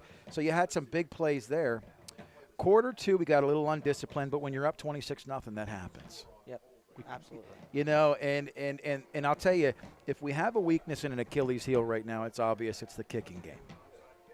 We've given them some good field position. We had their backs pinned against the wall. When you kick it to the second tier in the second quarter and you give a lineman a chance to return the football and you give them midfield when you've pinned them deep the entire first half, you know, things like that, hopefully they can expound and improve upon that. But a great first half for the Dogs. Yeah, and I want to say something about earlier in the game, and I said it to Sam, and, you know, when they went for it on 4th down and they had a chance to, when Central Mountain just scored that touchdown on the last drive, and they had a chance on that 4th down and they went for it, I said, now that's a dumb decision. I like the gamble. I like the aggressiveness. I love the aggressiveness. But when you have a chance to stop a Central Mountain team that just scored a touchdown, put them at their own 5-yard line instead of putting them at their 20, you know, you can't expect, you know, too much. You can't take a gamble all the time. You got to give it a little bit of leeway. It's almost like Tom Gravish 2.0, and I want to say this because I love Tom, and I gave him a fist bump on the way in, you know, social distancing gesture there. He went from a running back offense with 35 carries to a Levi Lawson a few years ago to a wide open, almost West Coast style offense. And yeah, they can run the football. The gain I want to comment too on Allison in that first quarter where he cut that back on the counter tray and busted it for 50 plus. That was an excellent job of keeping his head up. But Tom Gravish, man, he went from kind of vanilla offensively now to bring in what I would have thought would have been a robotic quarterback, a little bit fundamentally kind of rigid at quarterback, and turned a Weary into a beast.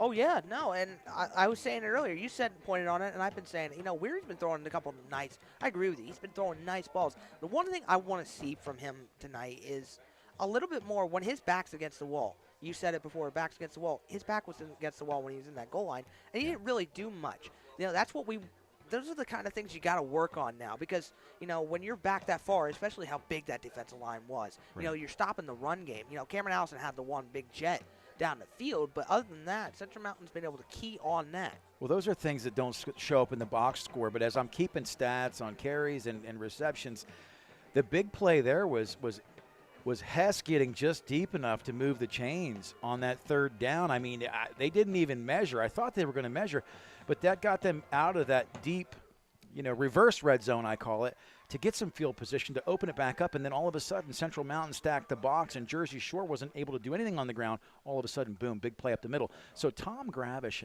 give him credit. He's sticking to a play, and he's developing some quarterbacks here. Yeah. I also want to give credit to Coach Alex Jackson. Didn't know if he was coming back this year.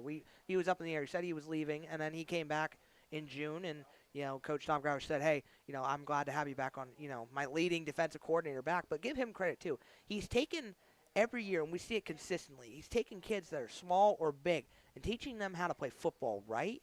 The Owen Anderson one was a little bit, you know, weary, but it was weird how it went down. I don't think it was, but still, the way he's been able to disguise coverages, you know, bringing over, look, Cameron, that could have been, every time they throw that deep ball to number 16, I believe his name is, you know, they bring Cameron Allison over to the inside, and that's what's stopping Central Mountain from getting such a big gain and all this stuff. With halftime coming down here, Nate, I do have one more question for you. With Central Mountain, the way they're looking tonight, and I will say the score of Shamokin here for you, it's 16-0 at half between them and Selinsgrove. What is your opinion on the Selinsgrove team that I said earlier is the other favorite team in this district? Well, here's what I'll say about Selinsgrove. They may take a week off from time to time, but the week they never take off is Jersey Shore. That has been a rivalry because the district championship has gone through there year after year, and that's a rise to the occasion moment on Friday night under the lights. Selinsgrove is well coached. They may be in a slight rebuild. I haven't really done any study on them, but I know they'll be up for that game. Absolutely, and I just wanted to bring that to your attention because they're down right now, 16-0 against Shamokin, and I do want to get one more thing from you. What is your keys? What would you like to see from Jersey Shore, especially against a more run-stopping defense like Central Mountain? Well, I've always been really – people can say what they want about a Southern Columbia program, right? But when you're up 45, 50 to nothing at the half, how do you maintain the poise, the discipline to get second, third, fourth generation kids in the game? When you're up 26-0 like Jersey Shore was, it's easy to kind of just get lethargic and apathetic. So my thing in the second half, I'd love to see Jersey Shore come out, maintain the discipline, limit the penalties, get a hat on a hat, right? Play fundamental football and get some of our second and third guys in, give them the experience. As we talked about before the game, we knew some household names. Now the cupboards are looking a little fuller as we get to know some of these younger kids. Absolutely. And one more quick thing before I leave you guys for the night. You're doing a fantastic job. Love my Bear Country community, family. But this Jersey Shore Youth League that I get a chance to go to on Sunday afternoons because my daughter cheerleads, they're doing a fantastic job developing young talent, getting kids out from behind the computer screen and the electronic devices and getting them out organized football. They're developing at a young level, and that's been a great source of feeding a Tom Gravish program. Absolutely. Well, thank you. That was the Dr. Nate Carpenter. Thank you for joining us. Enjoy the rest of the game from the bleachers.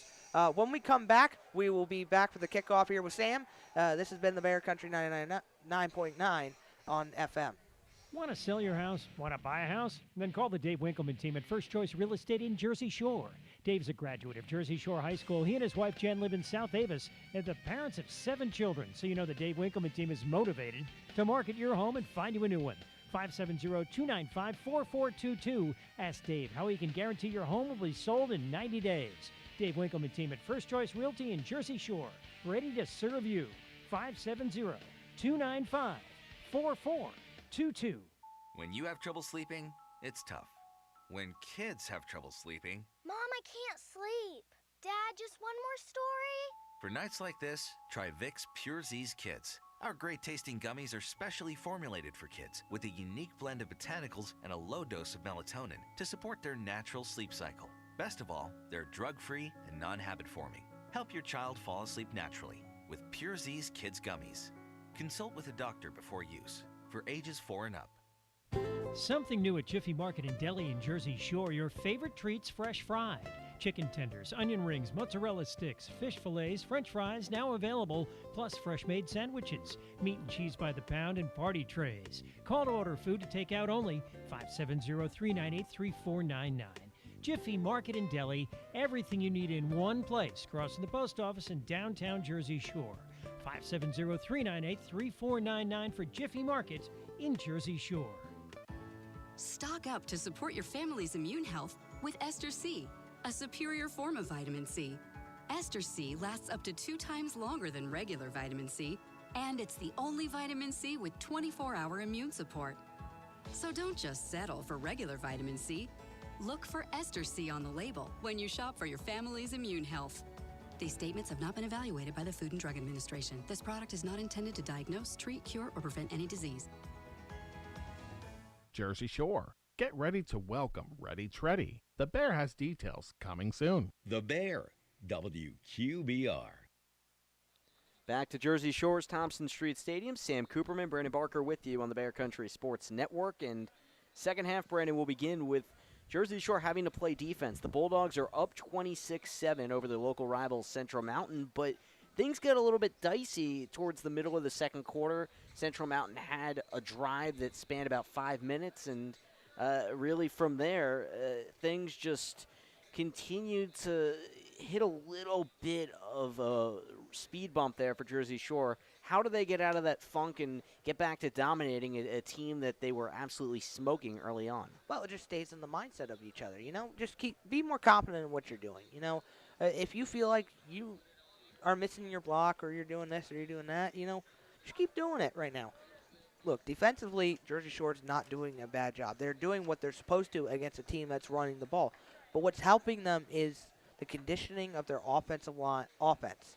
It's helping them defensively go make tackles. We saw Hayden Packer run Garlack down from the backfield with his own speed. We saw, Quincy Myers and Dalton Dukin use their speed. So the key for Jersey Shore's defense tonight is just to keep the speed on and make sure that guys like Walliser don't bruise you up front with that offensive line. Certainly something to look out for. Jersey Shore defends in the home orange and black. Kickoff right to left, courtesy of our friends at Deja Vu. Wide variety of antiques and unique items for your home at a price you can afford. Allison on the kickoff.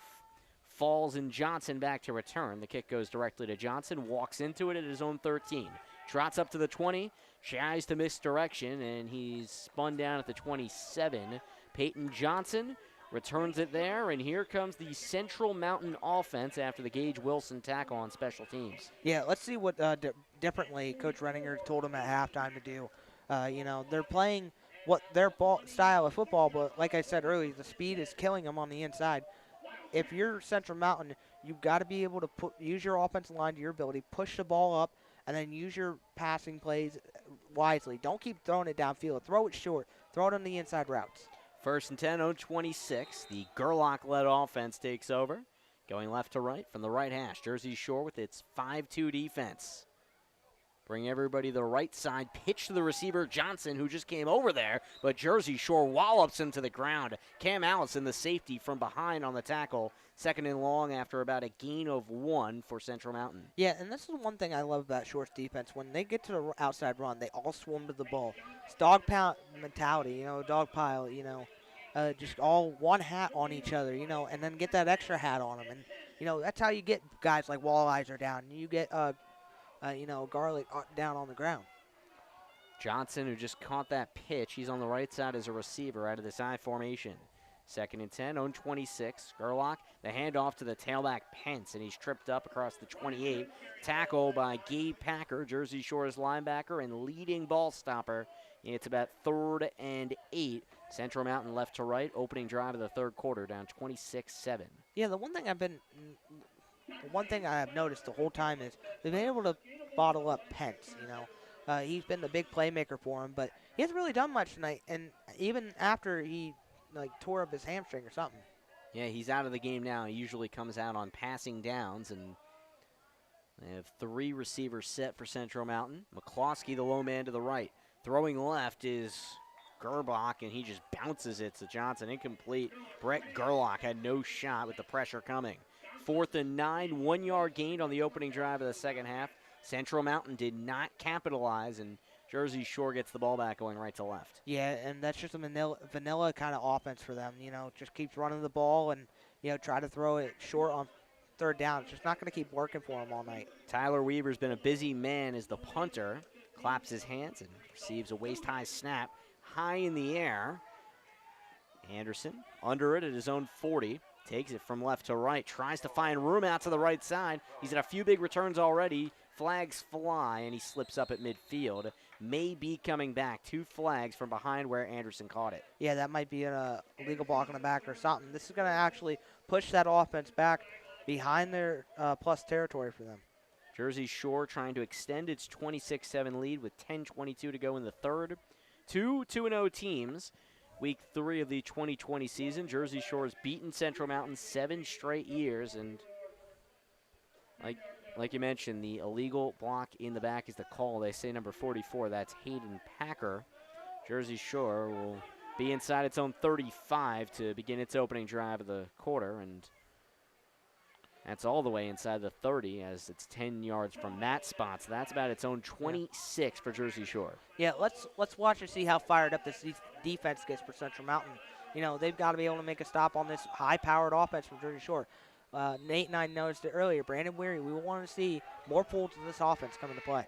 Central Mountain in a 4-man defensive front. Josh Flanagan, a senior, starting the second half at that nose tackle spot. 1st and 10, on 25 for Shore. Pitch right out of the eye. Allison tries to push guys out of the way, looking for room. He gets crushed. No gain. Depends on where forward progress puts him. He's right back at the line for 2nd and 10. On 25 for the Jersey Shore offense. Yeah, and, that's what Central Mountain really does well is they put big guys like Josh Flanagan on the inside and just bully up 2 different blockers, and that time Shore couldn't get anything on the run game. It's Stratz, McCarl, as well as Flanagan and Garlic on that D-line. 2nd and 11. End around. Anderson, the receiver from the left. Chugs up the right sideline. Breaks a tackle. 35. Still running at the 40. On his feet across the 45. Owen Anderson, 20 yards and a 1st down. Bursting up the right sideline. Yeah, what a big play there to Owen Anderson. First time we've really seen him offensively get involved with the team. He's using his big run ability and block shedding. 20 yards for him. 1st and 10. On 46. Weary out of the shotgun. Delay handoff to Allison. The receiver is slammed down. No gain for him. He goes back 1.5 yards. McCarl gets up from on top of him.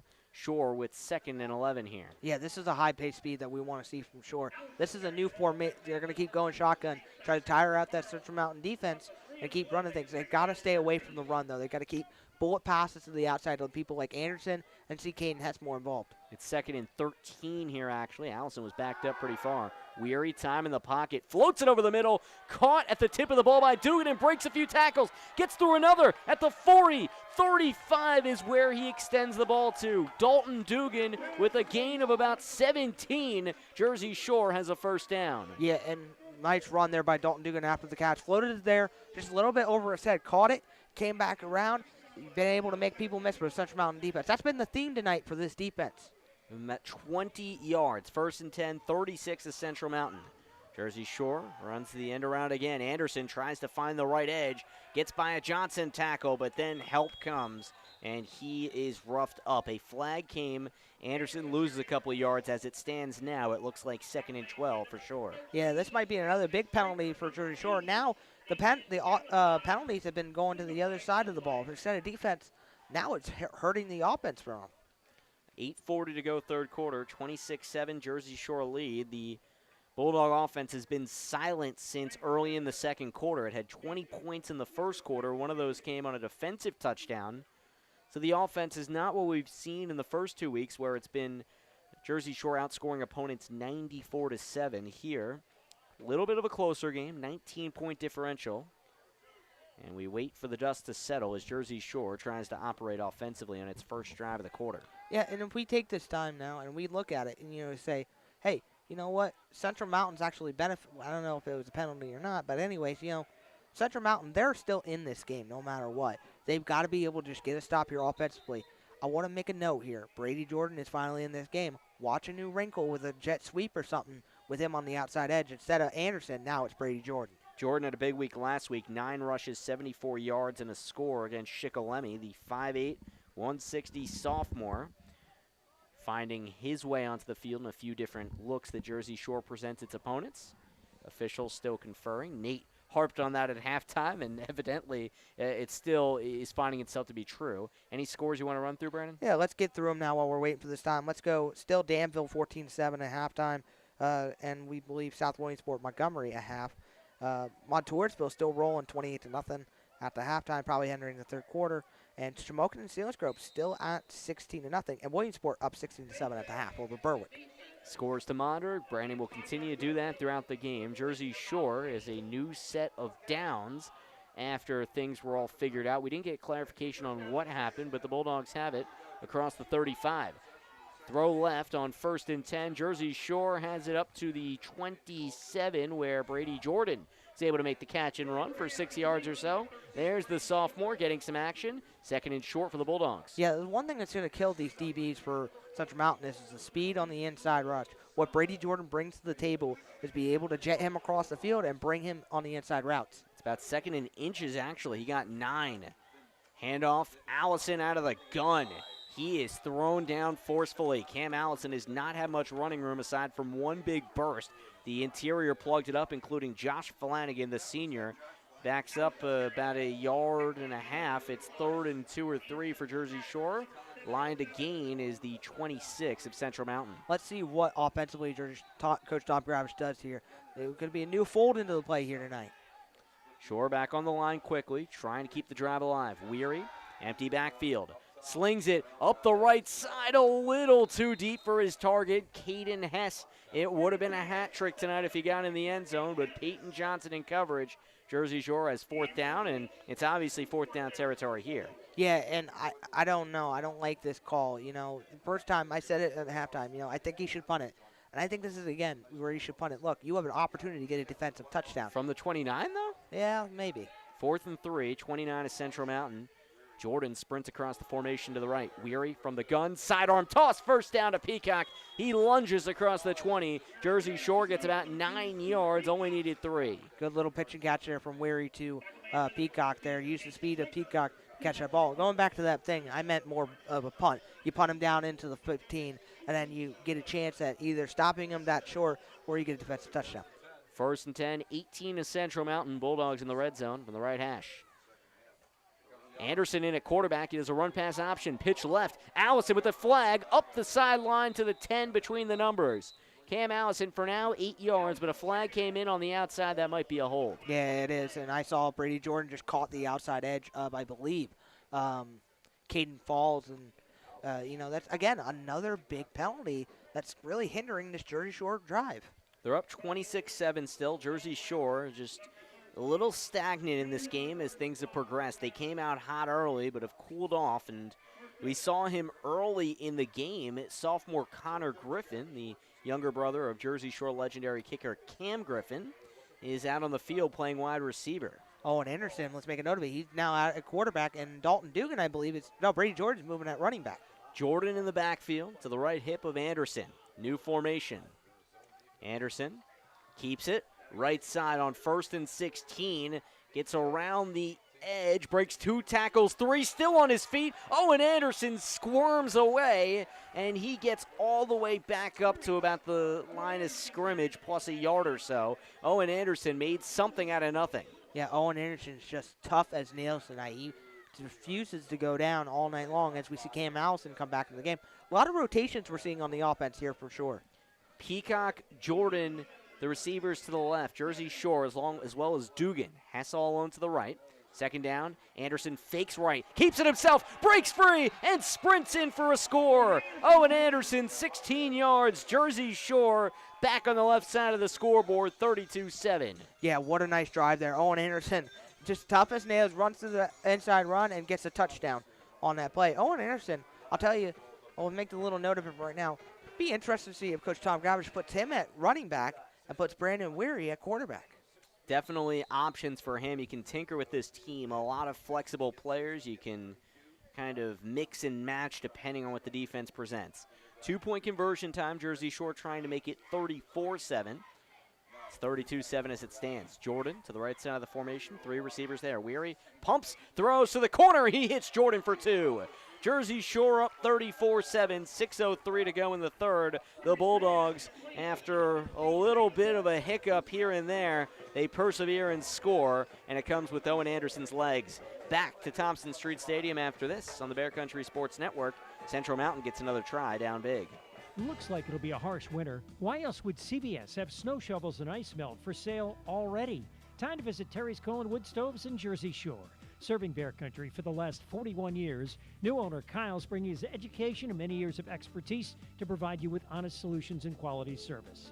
Terry's, the place to go for American-made stoves. Visit Terry's Colin Wood Stoves, Bastrop Street in Jersey Shore.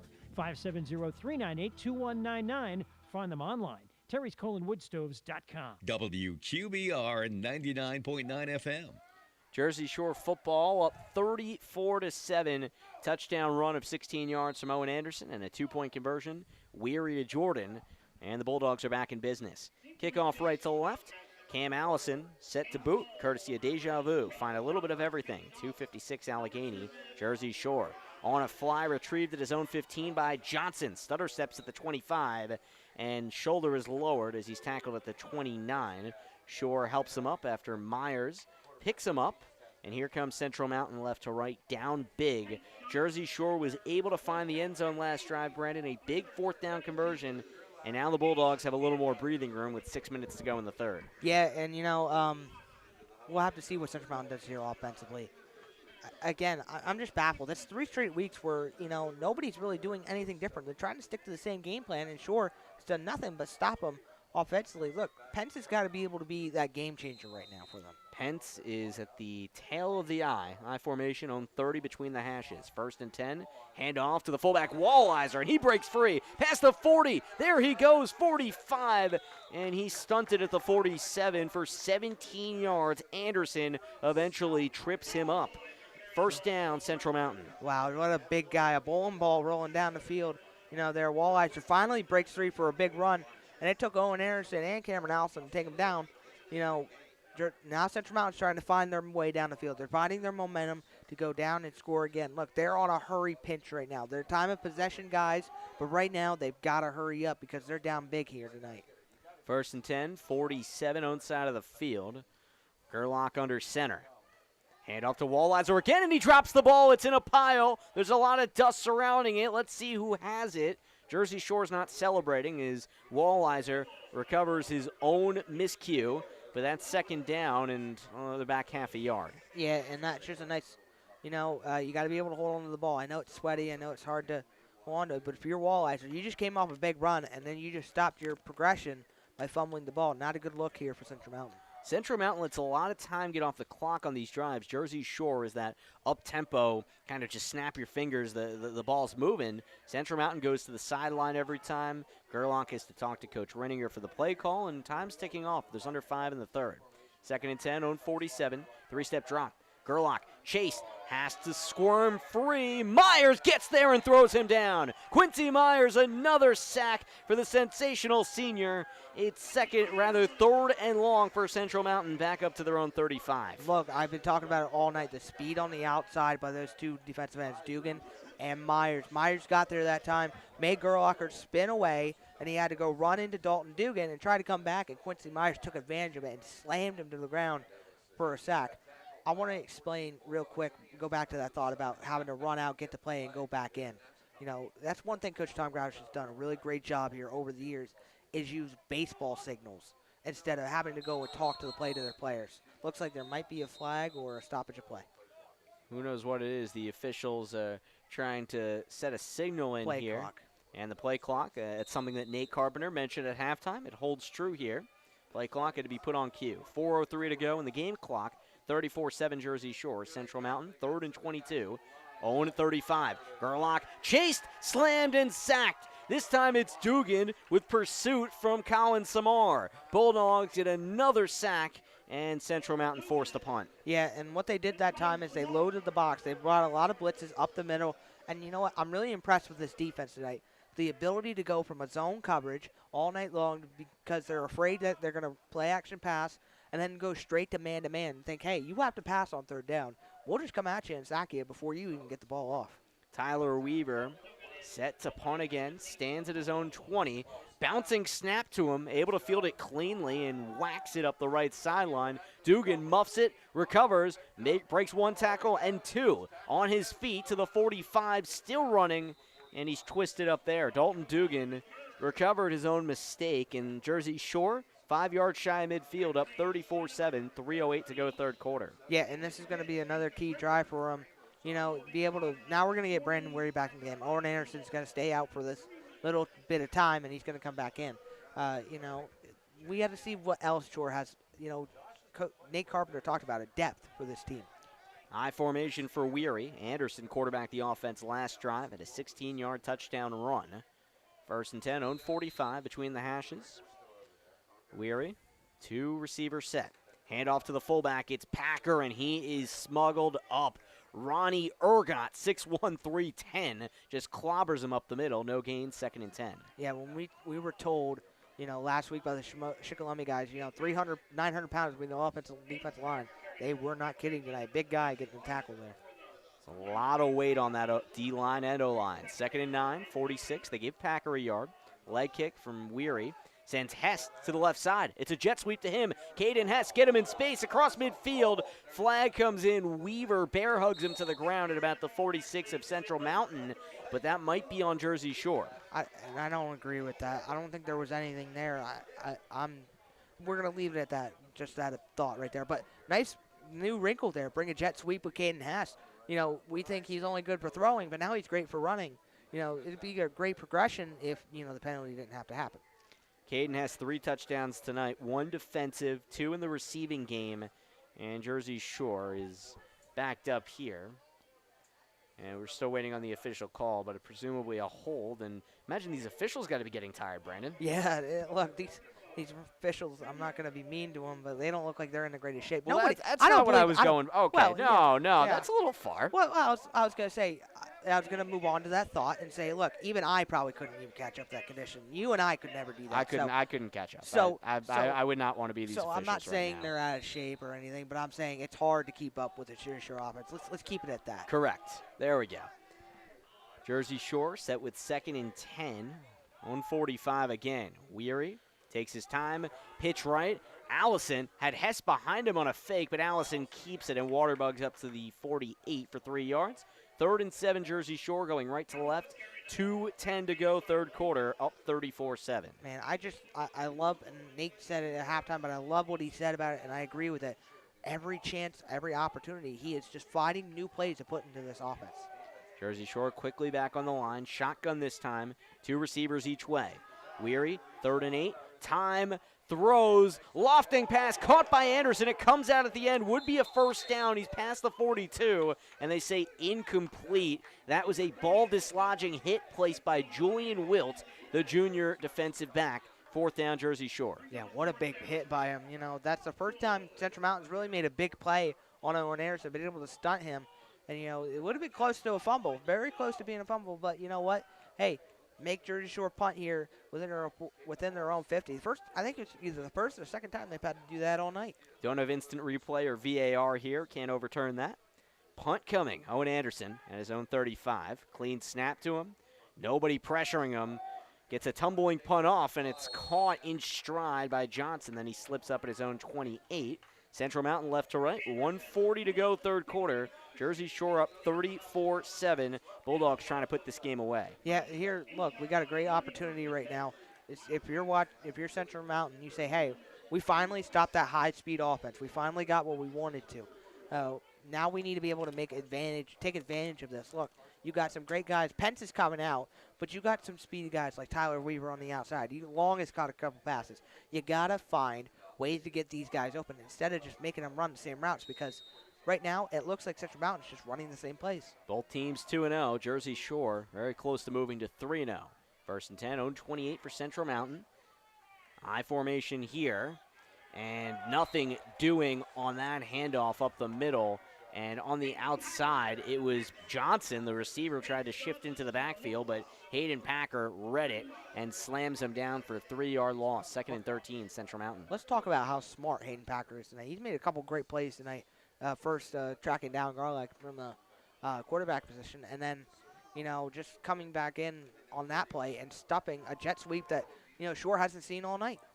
Minute to go, third quarter. 2nd and 13, own 25. Central Mountain still in the eye. Gerlach drops once, and it's batted at the line. Lee Springman got up there, and I don't even know if that was his hand or just the jersey. Ball didn't get up very high from Gerlach.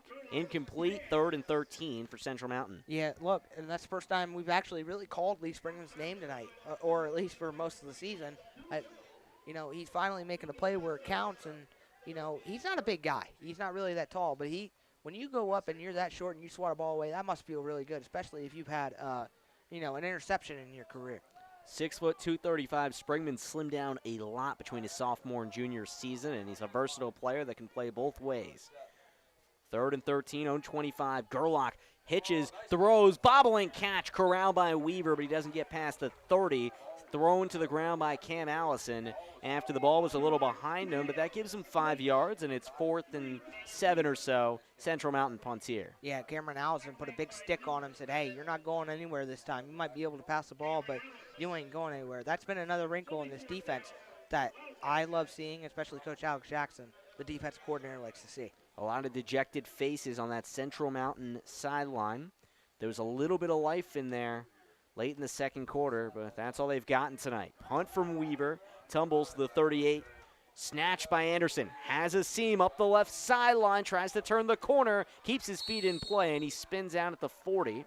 And Jersey Shore goes right to left, Central Mountain side of the field, 34-7 edge, 16 seconds to go in the third. Yeah, and look, this is a 16-second drill for Coach Tom Gravish right now, but you know what? I'm going to give props to Owen Anderson tonight, and he's making a big consideration for my player of the game tonight. He has just gone through a couple of big hits, got up, and, you know, walked away from it. This guy, even after getting an targeting call, which I believe he could have been ejected for, you know, still being in this game, he's been one of the key contributors for the Shore offense. First and 10, 40 is Central Mountain. Jersey Shore trying to add to its stat line and fully distance itself from Central Mountain. First and 10, Weary the quarterback, left hash, leg kick, brings Dugan to the right side where Hess also is. Fake pitch that way, inside handoff. Packer tries to run over a defender, and he does. He's tugged down at about the 36. Caden Falls absorbed the hit and tackles him after a 4-yard gain. Yeah, and, you know, Hayden Packer, if he'd have ran him over, he would have been able to get a big game for that.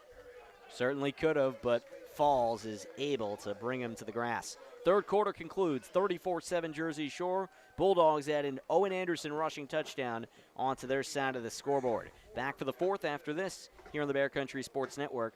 Mostly all things Bulldogs. McMahon Ferguson Associates Insurance Agency is your local Erie insurance agency. They handle much more than just home and auto. They serve your commercial and life insurance needs too. Ask yourself, do you own your own business? Just get married? Recently have a child? Purchase a home? How about liability and workers' comp? McMahon Ferguson Associates has products for all the above. Call 570-398-4090. McMahon Ferguson Associates Insurance Agency, 1020 Allegheny Street, Jersey Shore. Cutting Edge Country on WQBR. Back to Thompson Street Stadium, start of the fourth quarter. Jersey Shore football driving up 34-7. Second and 6 at the Central Mountain 36. Bulldogs trying to close the door on a Wildcat comeback. Hess to the left side of the formation, offset eye. Weary, handoff to the tailback. Allison goes flying at the 30. Ankle-high tackle by Michael Walliser, and that puts Jersey Shore inches away from a first down. Yeah, Cameron Allison, with a little bit more work, he could be another big running back here for Jersey Shore in his senior year, doing a really great job running it. Had 3 touchdowns coming into tonight, broke off a big 50-yard run in the second quarter. Shore with 3rd and 1, 31 of Central Mountain. Hess sprints to the left side, nobody on the right. Weary, back to pass, hitches, throws, looping pass over the middle. It's hauled in by Dugan for a 31-yard touchdown. Dalton Dugan in stride, makes the catch and run, and Jersey Shore has cracked the 40 mark. Yeah, you know, that was a great play on the inside, and what a great, you know, timed ball that was by Brandon Weary to throw it under the inside for Dalton Dugan, and what use of speed to get by the defenders. Great touchdown play, and Jersey Shore just rolling tonight. Dugan being utilized as a receiver this year, second touchdown of the night, and it's his 3rd of the young season. Point after from Cam Allison makes it 41-7. Snap is down, kick is up, and the kick splits the uprights. 11:23 to go. Just like that, Jersey Shore is in cruise control against Central Mountain. Back to Thompson Street Stadium right after this on the Bear Country Sports Network. Let me ask you a question. What do you see when you look at your car? Do you just see taillights? Or your dog's tail wagging when you first brought him home? Do you see 4 tires or 2 tired kids in the back seat after their first day of school? Other insurance companies just see a car, but a State Farm agent sees what your car really means to you. So why not give it the protection it deserves? Jim Ely State Farm Insurance, 105 Thomas Street, Jersey Shore, 570-398-2828. The Bear, WQBR. Sam Cooperman, Brandon Barker returning to Thompson Street Stadium in Jersey Shore. And the Jersey Shore Bulldogs reigning state semifinalists. About 11 minutes and 23 seconds away from moving to 3-0. A touchdown pass of 31 yards from Weary to Dugan sets the score at 41-7 for the home team. Kickoff left to right. Cam Allison pops it in the air. Angles towards the right sideline. Retrieved by Johnson at his own 15. Makes guys miss. Sutter steps to the left side, and then reinforcements come. He's knocked down to the ground, and it's a Jared Polsky tackle. It brings Central Mountain going right to left at its own 22. Yeah, and, you know, for right now, for Central Mountain, I don't know if that's really much you could do. Let's get some quick scores in, though, quick right now. Shikellamy up 14-0 over Milton here in the third quarter. Shamokin 16-0 over Selinsgrove. Fourth quarter, Danville up 21-7 on Lewisburg. Loyalsock up 55-12 on Hughesville. Montoursville still rolling 45-0. And Southern Columbia now at 67-0 over, I believe, Warrior Run. Need Gavin Garcia instant highlights here. First and 10, own 23. Handoff up the right side. Central Mountain has Walliser huffing and puffing his way to the 35. That's a first down. Big run for the big fullback, and Wildcats move the sticks. Yeah, and look, Walliser just running it, bulldozing his way up the middle. He's a big guy to tackle, and he's just, trying to find some kind of way to get his team motivated to score some more points. Look, you're not going to win this game now at this point, but you want to get some confidence in your offense coming out of this game. Central Mountain won 33-7 week 1, 7-3 victory last week, but tonight they're down 41-7 at Jersey Shore. First and 10, own 35. Handoff, angling left side. It's the tailback. It looked like Pence, unless he's out of the game. We'll see when he gets up. It is Ryan Pence still playing. 3 yards for him. Second and 7, Central Mountain right to left. Yeah, and, right now they're just running the ball to perfection right now. They're doing what they need to do. That big offensive line started to try to take over. As you can see, Sam, you can test with me here, just the dirt between the both offensive and defensive line here tonight for both teams. Messy night. On a cool night, temperatures in the mid-60s here at Thompson Street Stadium. Second and 7, own 39. Inside give the fullback again. Walliser, with his legs being held, is able to grind his way up to the 43. And that's 4 more yards for him. Third and short. Central Mountain just have to get it across the 45. Yeah, let's make 2 notes here. Actually, just 1 note here. 1 new guy in the game. That'd be Jared Palski in for Hayden Packer, who's been doing a really good job tonight, giving him a little break so he doesn't get himself hurt. Yeah, had a tackle on special teams moments ago, and he gets to play the right side as a linebacker next to Gabe Packer. Third and 2, own 43. Central Mountain running out of time. Handoff out of the eye, and Pence carves his way forward for 3 yards and a first down. Ryan Pence follows those big bodies in front of him and gives a new set of sticks to the Central Mountain Wildcats. Yeah, just doing, what they need to do. Power football is what they're good at right now, and they're pushing them up the field. Hunter Pence hasn't really been involved much tonight, but, got a big run, got a first down for him at least. Hunter Pence was big on that San Francisco Giants World Series team. Ryan Pence, the running back here tonight, and Jersey Shore defending here. Central Mountain, left hash, on 47, first and 10, 9 to go in the 4th. Pitch left, there's Pence, and he slammed down. Gabe Packer just meets him and hits him at the numbers. No gain. Yeah, the older brother of Hayden right now just doing a great job. He was the guy last year who we said was going to be the new linebacker. We didn't seem to think that his little brother was just going to step up and take over that spot. But, he's doing a great job filling in for Dawson Seacrest, and so is Hayden Packer. And this is a great linebacker duo between those two. And if they can get Jared Palski trained, third wheel, bringing him in at linebacker. 8:30 and counting to go. Central Mountain really out of time. Second and 11, own 46. Throw over the middle, almost caught by Long. It falls out of his hands, and he's helped up by Hess. Third and 11, incomplete pass. Clock stops at 8:21. Yeah, the one thing I want to criticize by Central Mountain's offense is, the going back to running and calling a play. I get it if you're in a time position. You're not in a time position right now. You can't be, going back to the sideline and getting the play call. You have to find something to say, hey, okay, when we go into no-huddle situations, we've got to call this. That's what Coach Tom Grouch has done for all these years. And now's the time to work on your 2-minute offense, if nothing else. Yep. You have essentially a scrimmage-like situation here.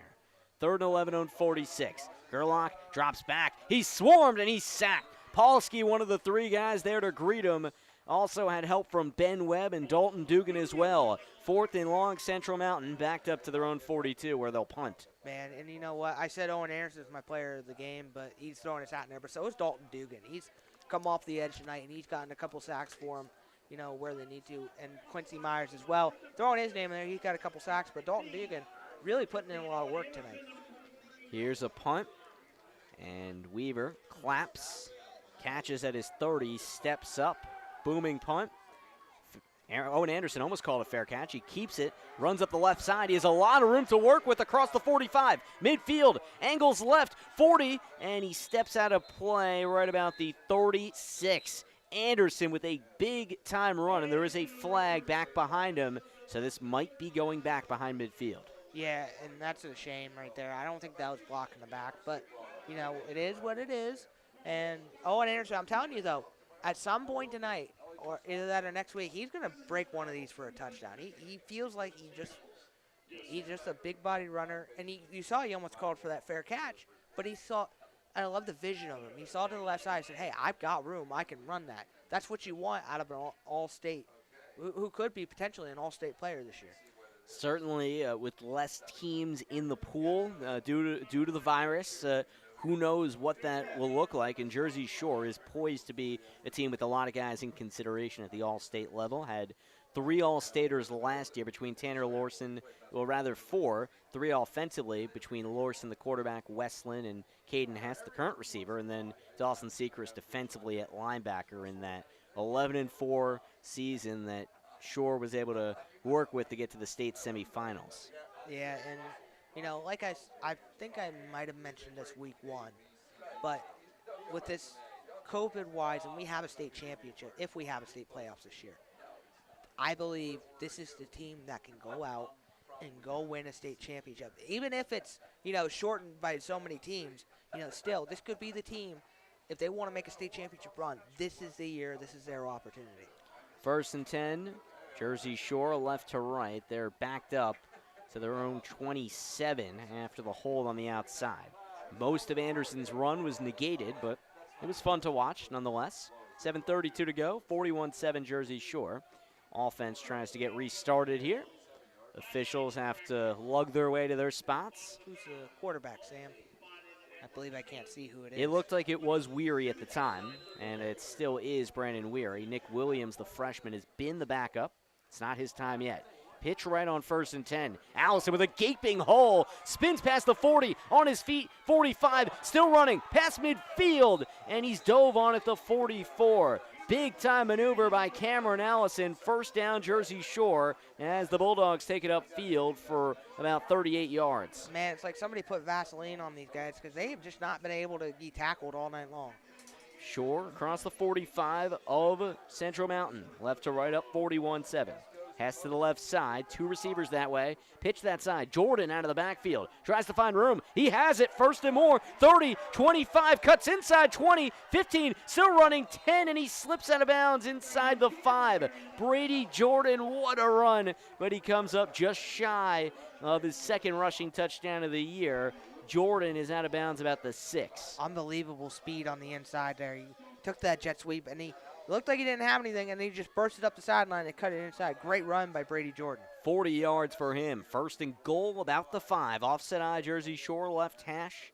7 minutes to go. Pitch left, Jordan again. Can he punch it in? He scampers free and is across the plane for a touchdown. Jersey Shore strikes again. 47-7, all things Bulldogs. Yeah, and again, you know, great run by Brady Jordan. Got the speed to the outside edge, been able to shift this way. Him and Cameron Allison both, and Owen Anderson have been able to shift their way across the defense. And right now, Shore just, you know, leaving off what they did last week. You know, just keep piling the points on for them. This was a battle of 2-0 teams coming into tonight, and Central Mountain had some moments where they looked like they could contend, but ultimately Jersey Shore is about to prevail here. PAT from Cam Allison put the Bulldogs at 48 points, pops it in the air, and it goes through. Jersey Shore up by 41 on their local rival Central Mountain.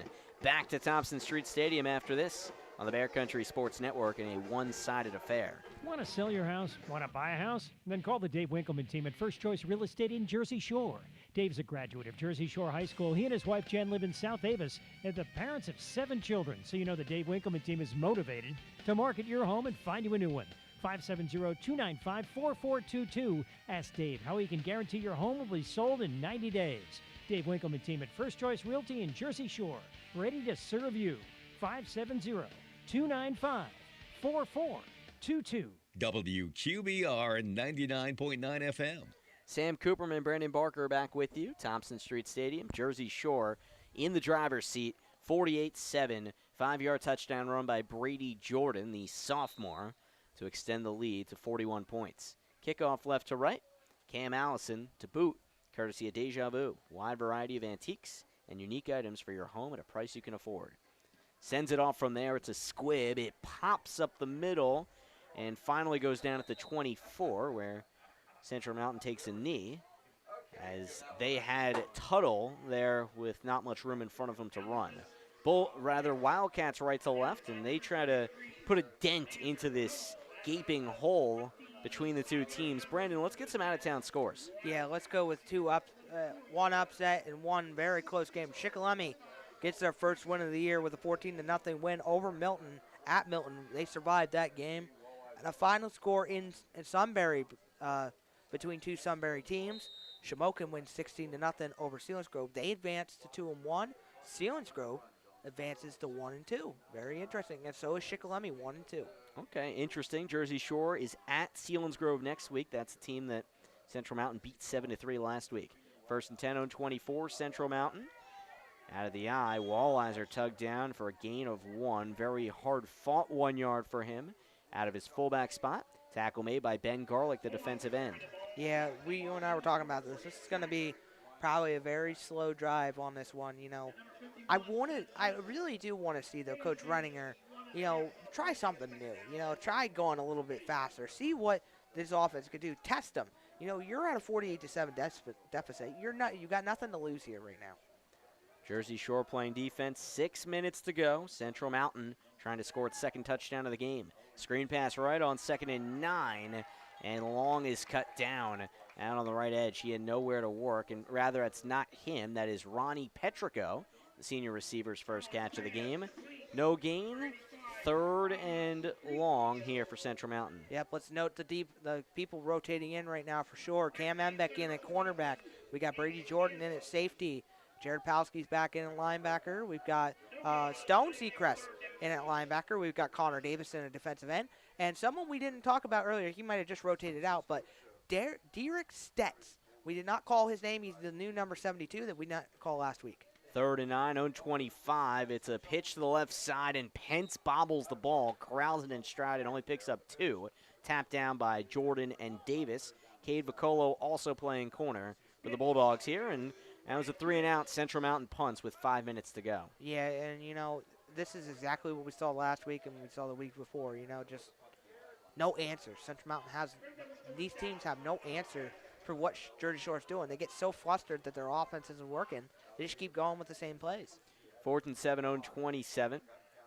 Clap from Weaver. He's been busy there as the punter. The lefty sends one tailing towards Anderson. Fair catch at his own 44, and flag comes in late. That's probably on Central Mountain as Keaton Holland made contact with Anderson after the fair catch. So Jersey Shore should get great field position here, and we'll see if it's the starting offense or we get some backups in here. Well, let's clarify things, Sam. I saw the play, and the flag is actually going to probably be on Hayden Packer. He threw number 75. That would be Garrett Hendricks down to the ground. And I don't like this call. It was while the play was still going on, and that's a bad call. I'll be frank and say that. But offensively, we'll see who comes out. Brandon Weary, I don't know if his night's done or not, but if Nick Williams actually is out there, correct. Nick Williams is out there. I want to see him finally throw. Let's see. I saw him in warm-ups coming back from, coming around the stadium doing my walk and see how the field was, and this guy could throw a dart. He could throw the ball deep. So let's see what Nick Williams can do and what Coach Tom Grabish throws into the wrinkles for this freshman quarterback. Well, he threw 2 passes week 1 against Shamokin. He was 1 for 2, connected with Jordan on a 17-yarder. But Nick Williams, 6 foot, 170, brings a lot to the table, both his ability to run the ball, and you mentioned he's got a nice arm. Find out what he does here. Doesn't look like he's in. That's Owen Anderson, Brandon. Oh, okay. I must have seen someone different. Anderson in. No, he's in a wide receiver. It's Brady Jordan, actually, so we're all wrong. Jordan in the Wildcat, 1st and 10. Run up the left side, 40, 50, breaks tackles, off he goes, 40, 30, 20, 10, 5. Brady Jordan, 70 yards. Nobody saw that coming. 4:20 to go, and Jersey Shore breaks the 50 mark. Yeah, you know what? What speed on the outside edge. We didn't even know who was playing at quarterback. And, Brady Jordan takes the Wildcat formation, and he just goes off like a rocket, and he's gone into the end zone. Jersey Shore trying to beat their score they had last week with 53, trying to add to their new season high. It's 54 right now, can be 55 here if Allison converts on the point after. I think they saw the Southern Columbia score. I think they got upset. It's been that kind of season for Jersey Shore here in 2020. The operation is clean, and the kick is good. 55-7. All things Bulldogs. Central Mountain gets the ball back, 4:20 to go. Here on the Bear, Jersey Shore just trying to finish this one off. Come to Coots's Kitchen for some home cooking right around the corner. Homemade soups, oil, deli sides, and more. The best hoagies in town are at Coots's Kitchen and are reasonably priced. Open 10 to 8 Thursday through Saturday. Coots's Kitchen, 318 Wilson Street. Call 570-398-8180 to find out what's new at Coots's, Mama's homemade goodness. Coots's, a proud supporter of the Jersey Shore Bulldogs. Ready Treddy is on the way to Jersey Shore. Get the scoop. Keep listening to the Bear. Cutting Edge Country on WQBR. Sam Cooperman, Brandon Barker with you. Brady Jordan races up the field for 70 yards, and Jersey Shore's lead is now at 55-7. How about this? The Bulldogs have rattled off 29 unanswered points after it was 26-7 at the halfway mark. Kickoff left to right, courtesy of Deja Vu. It is Allison on the boot. Whacks it deep, and he outkicks the coverage. He gets that down to the 5, and here comes Central Mountain upfield. Connor Foltz, the freshman, has to high step it to the 22. It was a good return from him after he had to tail backwards for that one, and Central Mountain is running out of time here. They've run out of time, but the Wildcats at least trying to lead with some positive momentum. It's been hard to come by. Yeah, and we'll see a new quarterback here probably eventually for Central Mountain. I think they'll have one more quarterback listed on there, and that's Brady Myers, number 11, a freshman for them. But we got some more defensive backs and people coming in. We got number 10 for Jersey Shore. We'll get off more here. Jonathan Smith, he's in the game now. Right. Brady Myers, he may be wearing number 1 tonight because that's who's under center. We'll go with that. 1st and 10, 0-23. It's a handoff, and ball carrier does not get anywhere, and really having to go through the depth chart. Damian Galentine, the junior, no gain, 2nd and 10, 0-23, under 4 to play. Yeah, let's see what all these new offensive linemen can do. These pretty white jerseys that are coming out, unclean. Let's see what they can do defensively. This is second team, basically. As we see also some other players for sure. Number 69, Tyler Walker's another one of those players out there. Nice. Good to get him in the game. 2nd and 12, 0-21. Myers throws a little high, but on the right side, Foltz makes an extended grab to the 28. 7 yards there. The throw wasn't the best, but Foltz with a heck of a catch. That's a freshman making that too. Yeah, nice catch by Foltz, and something I said should have been happening earlier in the game. Should have been those quick passes to the inside route. Let's get some more players in. Try to quickly get them in there. Number 61 is Gage Wilson in there, and we've got number 22. That would be Gabe Anderson at safety. 3rd and 4, 0-30. Central Mountain with 3 minutes to go. Down 55-7 between the hashes. Myers, the backup QB. Handoff right. No gain at all. And the ball carrier gets splattered down. 4th down, and they'll say that was Wilt on the tackle. And here comes the punt. Yeah, and I don't know. Let's see what Central Mountain does. Maybe they roll the dice. No, never mind. I thought they might roll the dice, but it just took their guys a little bit to get out there. Yeah. So post-game, Brandon, I'll let you preview post-game. What do we have coming up here on our post-game show? Well, what we got, we're going to give the player of the game tonight. We're going to run through our scores. We'll see who got the upset, if you didn't hear earlier, who got upsets, who got blowouts, and who didn't play this week due to COVID. I might not know who that is, but I might as well throw that in there somehow. We'll get that all at post-game. Yeah, we have a lot of things to talk about here, and Jersey Shore and Central Mountain go to the respective sides for a few moments as the play clock was dwindling down for the Wildcats, and Coach Renninger had timeouts to spare, and he had to burn one right here because of that. So, Brandon, let's look ahead to next week.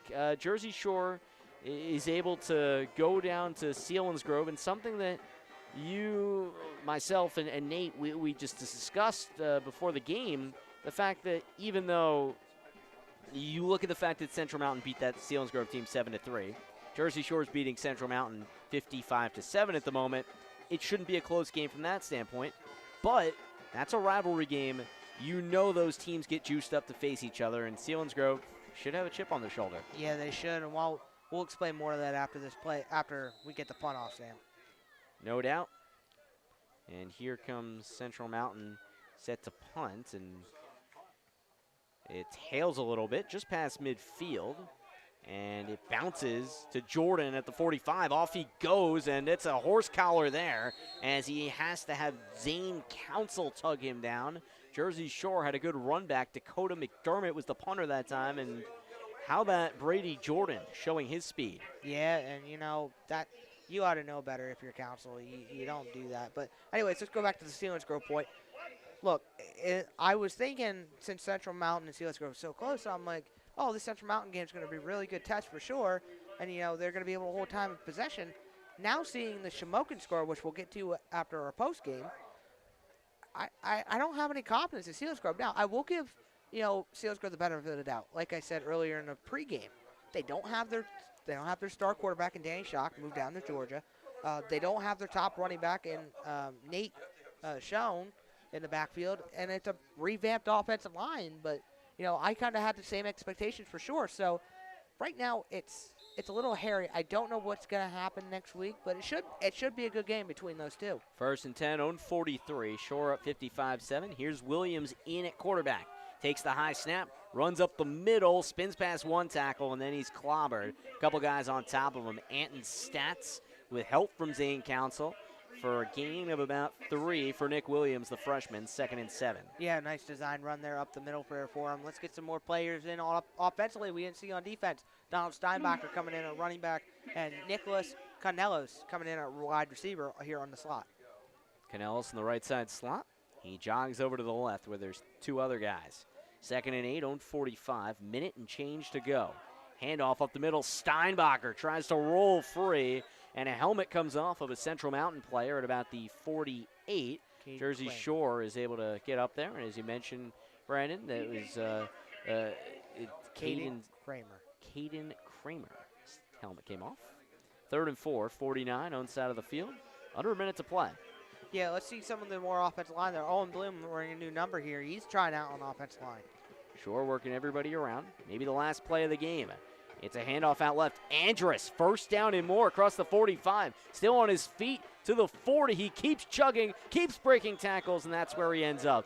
He was pushed backwards a little bit, but Gabe Andrus would not give up, and he gets a healthy 10-yard run. 1st down Jersey Shore, and the Bulldogs do not need to run another play. That likely concluded the game.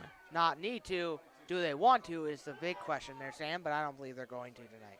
Central Mountain makes a defensive substitution, but Shore will just wait, hands on sides, and a 3-0 record in their back pocket. Jersey Shore struggled at points tonight, but it's all relative.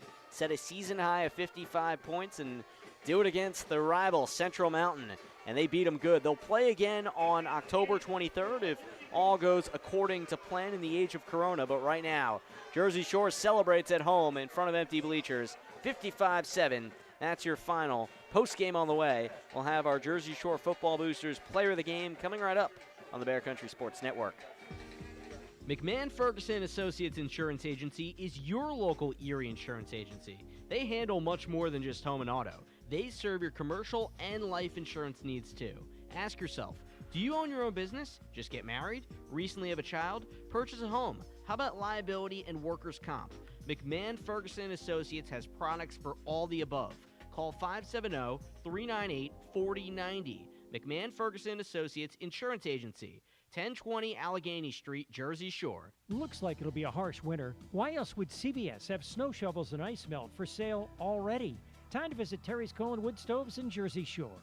Serving Bear Country for the last 41 years, new owner Kyle's bringing his education and many years of expertise to provide you with honest solutions and quality service. Terry's, the place to go for American-made stoves. Visit Terry's Colon Wood Stoves, Bastrop Street in Jersey Shore. 570-398-2199. Find them online, terryscolonwoodstoves.com. Fall is a season that's a little in the middle. It's sort of the best of two seasons. It's no longer a sweaty summer, but the winter chill is still around the corner. And that's the perfect time to feed and seed your lawn with Scott's Turf Builder. Even better than spring, because the soil is still warm, but the air is getting cool. So your lawn gets the most nutrients in the best combination of temperatures. Feed and seed now with Scott's Turf Builder and build the best lawn for every season. Scott's, it's good out here. Jersey Shore, Ready Treddy is rolling your way. Stay tuned to The Bear to find out more. The Bear, WQBR. Postgame from Thompson Street Stadium, Jersey Shore football handles business against Central Mountain. 29 unanswered points to close out the game, and a 55-7 win. It's a sweet one to take into the month of October. Sam Cooperman, Brandon Barker with you. Jersey Shore football is 3-0. Central Mountain gave them a test at times, Brandon, but the score reflects a lot, and Jersey Shore has plenty of things to clean up, but also a lot to celebrate tonight. Yeah, and I like this game because, there were two easy tests, but after that, this game kind of, helped work out the kinks. You always need that game to help you work them out, and I think they're going to do this next week. As they go into their rivalry game that I know very well, it's going to be a hard one to fight, no matter how good these two teams are. Whether they're terrible or they're good, it's going to be a great game to watch next week. But, the things that they got to work on is the penalties. You can't be caught with those penalties all the time, especially when you're driving the ball down the field. With a team that had time of possession, I thought it was going to hurt them, but it didn't, obviously. So, for sure, this was a great win, but other than, some of the few of those mistakes, this is more or less a flawless game. Yeah, again, there's a lot of things to correct, and I'm sure Coach Gravish notices many more than we do up here. But they'll hit the road, and Selinsgrove is the opponent. It's time for our Player of the Game award, Brandon, brought to you by our friends at the Jersey Shore Football Boosters. We appreciate them for everything they do to create a positive experience for the boys year in and year out. Visit them on Facebook for more information on ways you can help to continue to keep this Jersey Shore football program strong. And boy, oh boy, do they look strong tonight. Brandon, who are your players of the game? You can do offense and defense. Well, I'm going to do Owen Anderson on offense. That guy just chugged through everyone. He was a big train. He did really well on the offensive line. Getting the ball down the field. Defensively, Dalton Dugan tonight. I didn't call his name for the last 2 weeks, and he showed up this week. Got at least 3 or 4 sacks off the defensive line. Rushed the rusher got to the ball a lot, and I'll give him credit on offense too as well. He made a couple of great catches, getting 2 touchdowns. Dalton Dugan, 2 touchdowns. Caden has 3 touchdowns between his interception return for a touchdown and 2 receiving touchdowns. That all came in the first quarter. He just is such a force for this Jersey Shore team. Just so many players that can do a lot of things. This is an exciting team to watch, and watch them we will. We'll come back and give you our scores from out of town, and then we'll send you on your way on this Friday evening. Jersey Shore wins a fun one here at Thompson Street Stadium, 55-7 the final. We're back for more postgame on the Bear. Come to Coots's Kitchen for some home cooking right around the corner. Homemade soups, oil, deli sides, and more. The best hoagies in town are at Coots's Kitchen and are reasonably priced. Open 10 to 8 Thursday through Saturday. Coots's Kitchen, 318 Wilson Street. Call 570-398-8180 to find out what's new at Coots's, Mama's homemade goodness. Coots's, a proud supporter of the Jersey Shore Bulldogs. What if the music stopped? If the familiar voices were silenced? If there were no breaking news updates? What if your companion and connection to your community came with a monthly fee? Don't worry, we're free local radio with you wherever you go, celebrating 100 years and looking forward to the next 100. We are broadcasters. Text radio to 52886 and let Congress know you depend on your local TV and radio stations. This message furnished by the National Association of Broadcasters. Now open, Wasson Auto Parts in the old Woolrich Mill on Schaefer Lane in Jersey Shore. Find quality OEM parts for your late model car or truck in our huge indoor facility. All parts already pulled from the vehicle and laid out on shelves for your convenience. And you'll save up to 75% off of a new part from your car dealer. 570-398-AUTO. See our parts inventory at WassonAutoParts.com. The new way to keep your car or truck on the road, do it yourself. Help from Wasson Auto Parts in Jersey Shore. Hi, I'm Lock Haven Director of Community Life, Casey Campbell, asking you to fill out your U.S. Census. It's a completely anonymous, one-page form that has a huge impact, determining exactly how much money our area will receive to provide job training, healthcare services, new schools, roads and bridges, and so much more. Please complete your 2020 census now. Go online to my2020census.gov, return your mail-in form, or call 844-330-2020. Hurry, census takers could be knocking on your door soon. Call 570-753-5722. TLC Fuels, a family-owned business since 1998, serving residential, farm, and commercial customers from their Jersey Shore location just off of Route 220 at the Pine Creek exit. Fuel oil, diesel, and gasoline, hard coal. TLC Fuels dedicated to providing friendly, satisfying service to all of their customers. TLC Fuels proud to be a supporter of the Jersey Shore Bulldogs. 570-753-5722. The Bear, WQBR. Sam Cooperman, Brandon Barker set to put a bow on this one. Jersey Shore football prevails 55-7. The scoreboard lights are off, and let's get out of here soon before they turn the power off on us here in the press box. Brandon, before we go, though, you have some out-of-town scores, and then we'll get you on your way. We do. Chickalummy barely beat Milton 14-0. Shamokin gets the upset over Selinsgrove this week, 16-0. Danville beats Lewisburg 28-7 there in Danville. Loyalsock 55-18 over Hughesville. Montoursville 45-0 over Mifflinburg. Central Columbia Midwest 42-20. Southern Columbia 67-0. South Williamsport Montgomery 26-7 final there.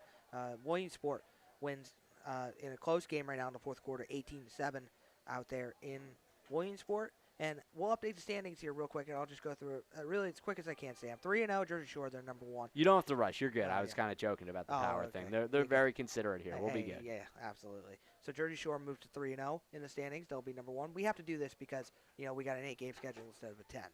Jersey Shore 3-0.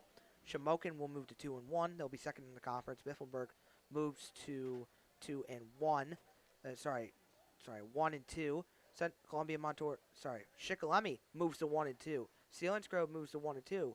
Shamokin and Columbia Montour Botech moves to 0-2, and Lewisburg moves to 0-3. As it looks right now, if we go into, I believe, a 4-team playoff, right now it's going to be Jersey Shore number 1 seed, Shamokin number 2 seed, Mifflinburg number 3 seed, and Shikellamy number 4 seed. So that's what we got tonight. Jersey Shore football 3-0. Central Mountain falls to 2-1, and still primed to be a very good season for these Wildcats after some of the struggles they've had in recent years. So this could just be a little bit of a roadblock. They'll swerve around it and go on from there. Jersey Shore next week, 6:30 pregame, 7 o'clock start down at Selinsgrove. Should be a fun one in that rivalry that each team always gets a little more juiced up for. Big thanks to Dave Stratton back in the studio, Vince Swartz up here. And if you haven't checked out our YouTube stream yet, please do. It's awesome. We appreciate his hard work making that happen.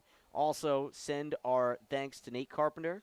Came on at halftime, and just always nice to have up here in the press box helping keep us in order. For Brandon Barker, my name's Sam Cooperman saying good night from Thompson Street Stadium. 55-7 the final. Jersey Shore up to 3-0 on the season. Thanks for listening to tonight's game against Shikellamy, brought to you by Hollick's Coal Yard, K&W Tire, Coots's Kitchen, Jimmy State Farm Insurance, Susquehanna Transit, McMahon Ferguson Associates, the Big Winkle Entertainment, First Choice Real Estate, Wasson Auto Parts, Jersey Shore Football Boosters, Terry's Coal and Wood Stoves, Jason Eberhardt State Farm Insurance, Avis Building Supply, and Deja Vu. We're back on the air next Friday night, audio through 99.9 FM and streaming through bear999.com, and video, search Bear Country 999 on YouTube. The Dogs in Central Mountain Stadium, 6:30 on the Bear Country Sports.